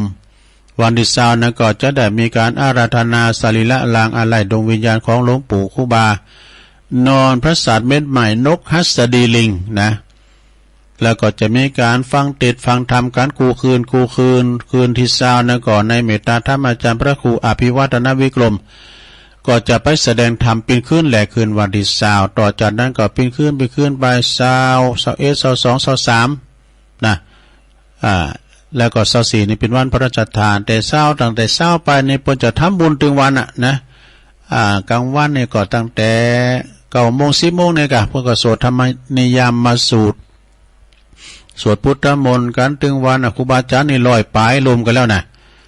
ในวันที่20ก็สวดไปพระจะไปปิ้นเจ้าภาพสังก็ดีพระจะไปปิ้นเจ้าภาพตังออกห้องตาลก็ดีก็เชิญติดต่อได้ที่หลวงพ่อดวงคำ หรือว่าท่านพระครูโชติสุวรรณสอนได้หรือว่าคณะกรรมการได้เด้อที่วัดศาลาตำบลน้ำแพร่อำเภอหางดงนะสดาญาติโยมตุลุงก็ประกาศข่าวสารงานบุญไปนะวันนี้ก็ได้มาทำหน้าที่วันพรุ่งนี้คงจะบ่ได้มีการนี่เด้อสดานะเพราะว่าตุลุงจะไปนอนบนนี้มันบ่ได้สะดวกเนาะพรุ่งนี้ยกวันบาทคงจะงดได้เสาร์นะพรุ่งนี้ตุลุงก็ไปทำหน้าที่ปุ่นที่ดอยนางแก้วเนาะวันพุธนี่ก็ออกรายการอยู่แต่ว่าจะเป็นรูปแบบได้แต่บ่ฮู้ด้วยนะ ท่านมาหาจะออกแต้นจ้าจะได้จ้านี่จะถ่ายทอดก็ไอ้นะชงตอนเจ้าที่วัดดอยที่พระธาตุศรีสองเมืองเนาะผู้ก็ฟังบรรยากาศเพื่อจะถ่ายทอดวันคำนะลงเนอะจะถ่ายทอดวันคำต่างตุปีหนุ่มเขาทีมงานของตุปีตะวันเขาเนี่ยนะทีมงานของวัดไฟหินนะเนาะตุลุงจะตักตังลายกับคุณแม่กันดาศรีเนตรนะฟังอยู่ฝนตกหนักฝนตกทั้งในเมืองเนอะสดาแม่ครูเกษณีฟังอยู่แล้วก็สวดมนต์ด้วยค่ะอันนี้แม่กรกำมลจากดอยน้อยพัฒนาหนองหานสันทรายก็ฟังอยู่นี่ก่อนชัยน้อยเนี่ย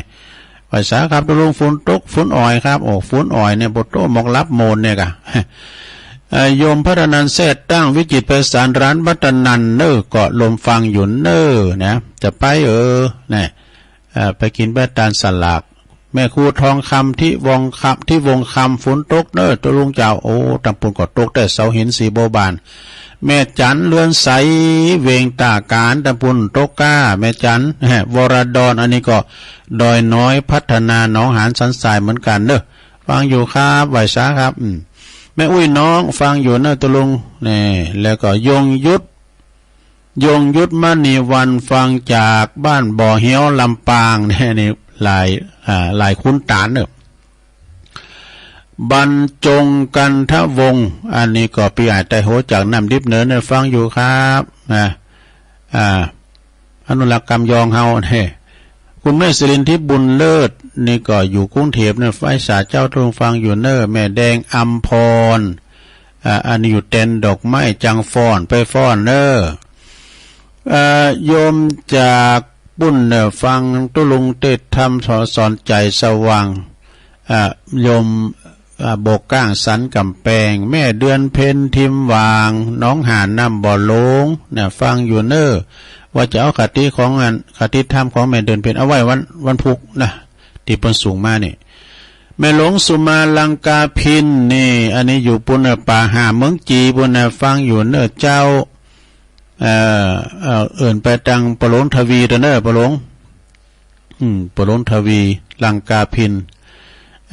แล้วก็ตังนั้นก็ซ้ายนั้นก็มีหลายนะตังหน่อยนั้นทหารเก่าปิ้นปะหลงไปแล้วนี่ พ่อบันลีเขาเนี่ยแม่ซำรวยแม่ลอยเขาเราฟังอยู่แม่ลอยพดประตังแม่ครูลาวันครับบุญเมืองจีกาเนี่ยแม่เจียมจิตฟังอยู่เมืองจีใหม่ไปตังปุณนะอันนี้โยมยุพินหอมอลาปีน้อยอันนี้จากแม่โยกเนื้อฟังอยู่ชัดเจนดีเจ้าอาจารย์นิพนธ์เนื้อวัดพระธาตุดอยสะเก็ดเนี่ยทุกเจ้าก็ฟังนาสะดาญาโยมทั้งหลายไหวสานะครับเนื้อท่านอาจารย์นิพนธ์แม่ครูธัญญาจากกศน.เชียงใหม่นะแม่ครูก็ฟังอยู่นะเจ้าธิการวิชาสุจินโนตุปีวิชาเนาะเจ้าคณะตำบลโมงน้อยเจ้าวัดปัตตานนะปัตตานบันแซมลูกศิษย์เอกของครูบาจรจันทรังสีบุญส่งจากลำปางแม่จันเลือนใสมาทำกรรมหนึ่งตกเต็งกึ่งก็ฝุ่นตกตั้งแต่เต็งกึ่งมาเนี่ยใช่ไหมอันนี้ก็ฝุ่นฟ้าเนาะสาธายโยมวันนี้วันพุกนี่ขออย่างให้กันเนอะพอจะกินจะตานนะเนาะเอาละตุลุงตักตังลายกับปิ้นตีเรียบร้อยตอนนี้ไปจะเปลี่ยนบรรยากาศเนอะจบจากตุลุงแล้วก็ฟังตุลุงแดงเด้อพระครูชลทานพิทักษ์นะวัดแม่ห้องไคร้แล้วก็ฟังพระอาจารย์ไมตรีมโนลีขเวสโกจากวัดพระพุทธบาทตากผ้าเป็นลำดับต่อไปเจริญปอนเจ้าข้าพเจ้าเจ้าขอตำนานสลากเจ้านางยักษ์วิเศษไต่เขตไว้หาฝนจะตกมาหรือว่าจะเร่งนางบอกความจริงบอกนี้กันแก่งว่าฝนจะเร่งหรือน้ำจะนองหูคนเจ้าบ้านเจ้าเมืองตึงท้องต่างกองมาจ้องถามไถ่ว่าอันบ้านเมืองเจริญบอกนี้ขอบขันส่วนตัวอยากนั่นก็เข้าวัดว่าชาวบ้านเจ้าเมืองต่างก่อศรัทธาก่อดูกันว่าเก่งคุณอยากเจ้ามีทรงตำนานลูกหลานตันเต่าก็ฟังคนเต่าเรามาจึงจับสลากตาหนึ่งยัตตาจึงเป็นที่มาตามสลากเจ้าเดิน12เป็นทำตามแบบเบาวัดประทัดเจ้าที่มีระคูณอนุรักษ์ไว้เพื่อหือให้สูงจุดกันทำบุญตามสลากเจ้ากำยองวรรณกรรมนะเจ้ากำเบาฝนอ่อยนะเจ้าภาษาไทยแปลว่าฝนตกปล่อยๆนะเจ้าเจริญปอนครับไหว้สาครับหลวงลุงเรียนรักครับผมวัดสันเมืองเดชิตานังสารกพัฒตานังสารกพัฒเส้นไหนผายไปได้ที่ไหนเส้นนี้ของผายแต่ผายการหาญาติพี่น้องอีกพี่นาเป็นว่าเส้นใหญ่ครับถ้าเดือน12มาก็จะมีการสลากแต่ละวัดแต่ละวานะครับในวันพุธก็ญาติโยมที่ใครหันสลากเนี่ยได้ก็ไปปากันที่ดอยนาเกี้ยวเนอครับผมแอบไว้สารนะครับโอ้ขอบคุณพระอาจารย์เน้นหลักเด้อว่าเบอร์ก็ไปเตดนี่เหรอเหล่ามนตาทิพย์ผู้ก็จะไปเนอะเน้นหลักเจริญปอน กราบไหว้สาครับท่านเจ้าอ๋อหลวงพ่อมานิดแต่กี้ได้ยินว่ามันคืดอีนอกฟังมาโลคือภาษากลางคนว่าไม่เป็นมงคลคืออัปปะมงคลบ้านเฮาว่าคืดดูเจ้านี่มันถึงแป้คืดแป้จ้าง่ายบัดบ้านค่ายหวีค่ายสาง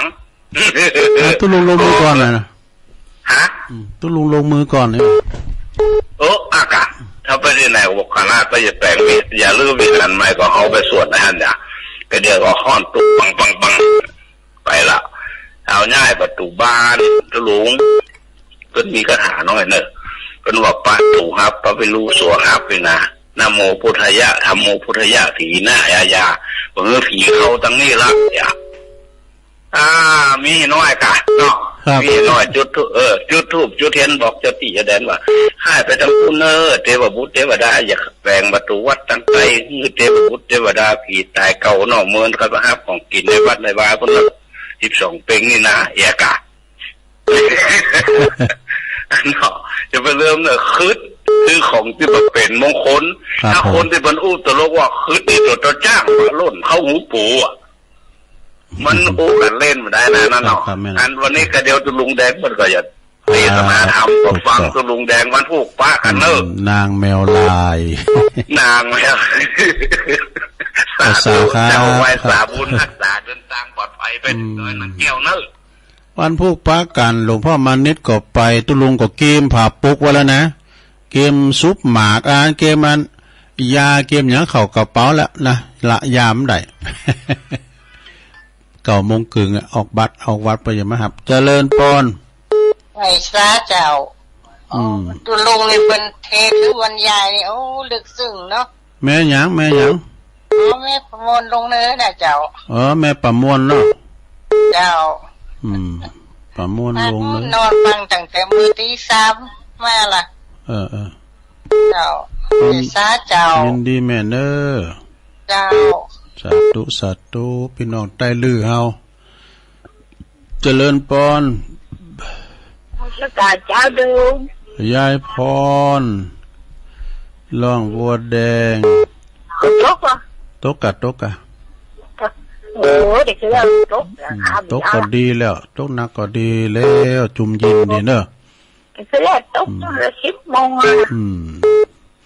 เดียวตกก็จุ่มเย็นเนาะยินดียายพรเด้อ0899556506เจริญปอนไว้สาครับตุลุงที่ต่างท้องอยู่นี่ตั้งแต่แรกนะครับปนนั้นเนาะปนนั้นประเสริฐฝนกระตกเชี่ยๆนะครับลุงน้อยนาแดงตกะกระตกอีกเชี่ยๆนะครับจัดเย็นอยู่เนาะของสถานเงี้ยนี่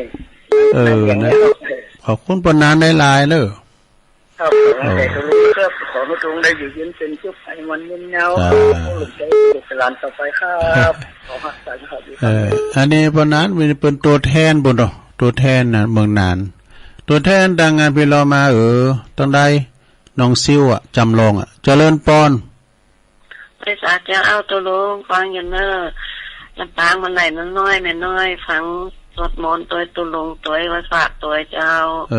บันไหลน้อยเนาะเจ้ามันไหลนานไว้เจ้าลำปางฟังจากคืนวิทยุวันบุญญาวัดเนาะ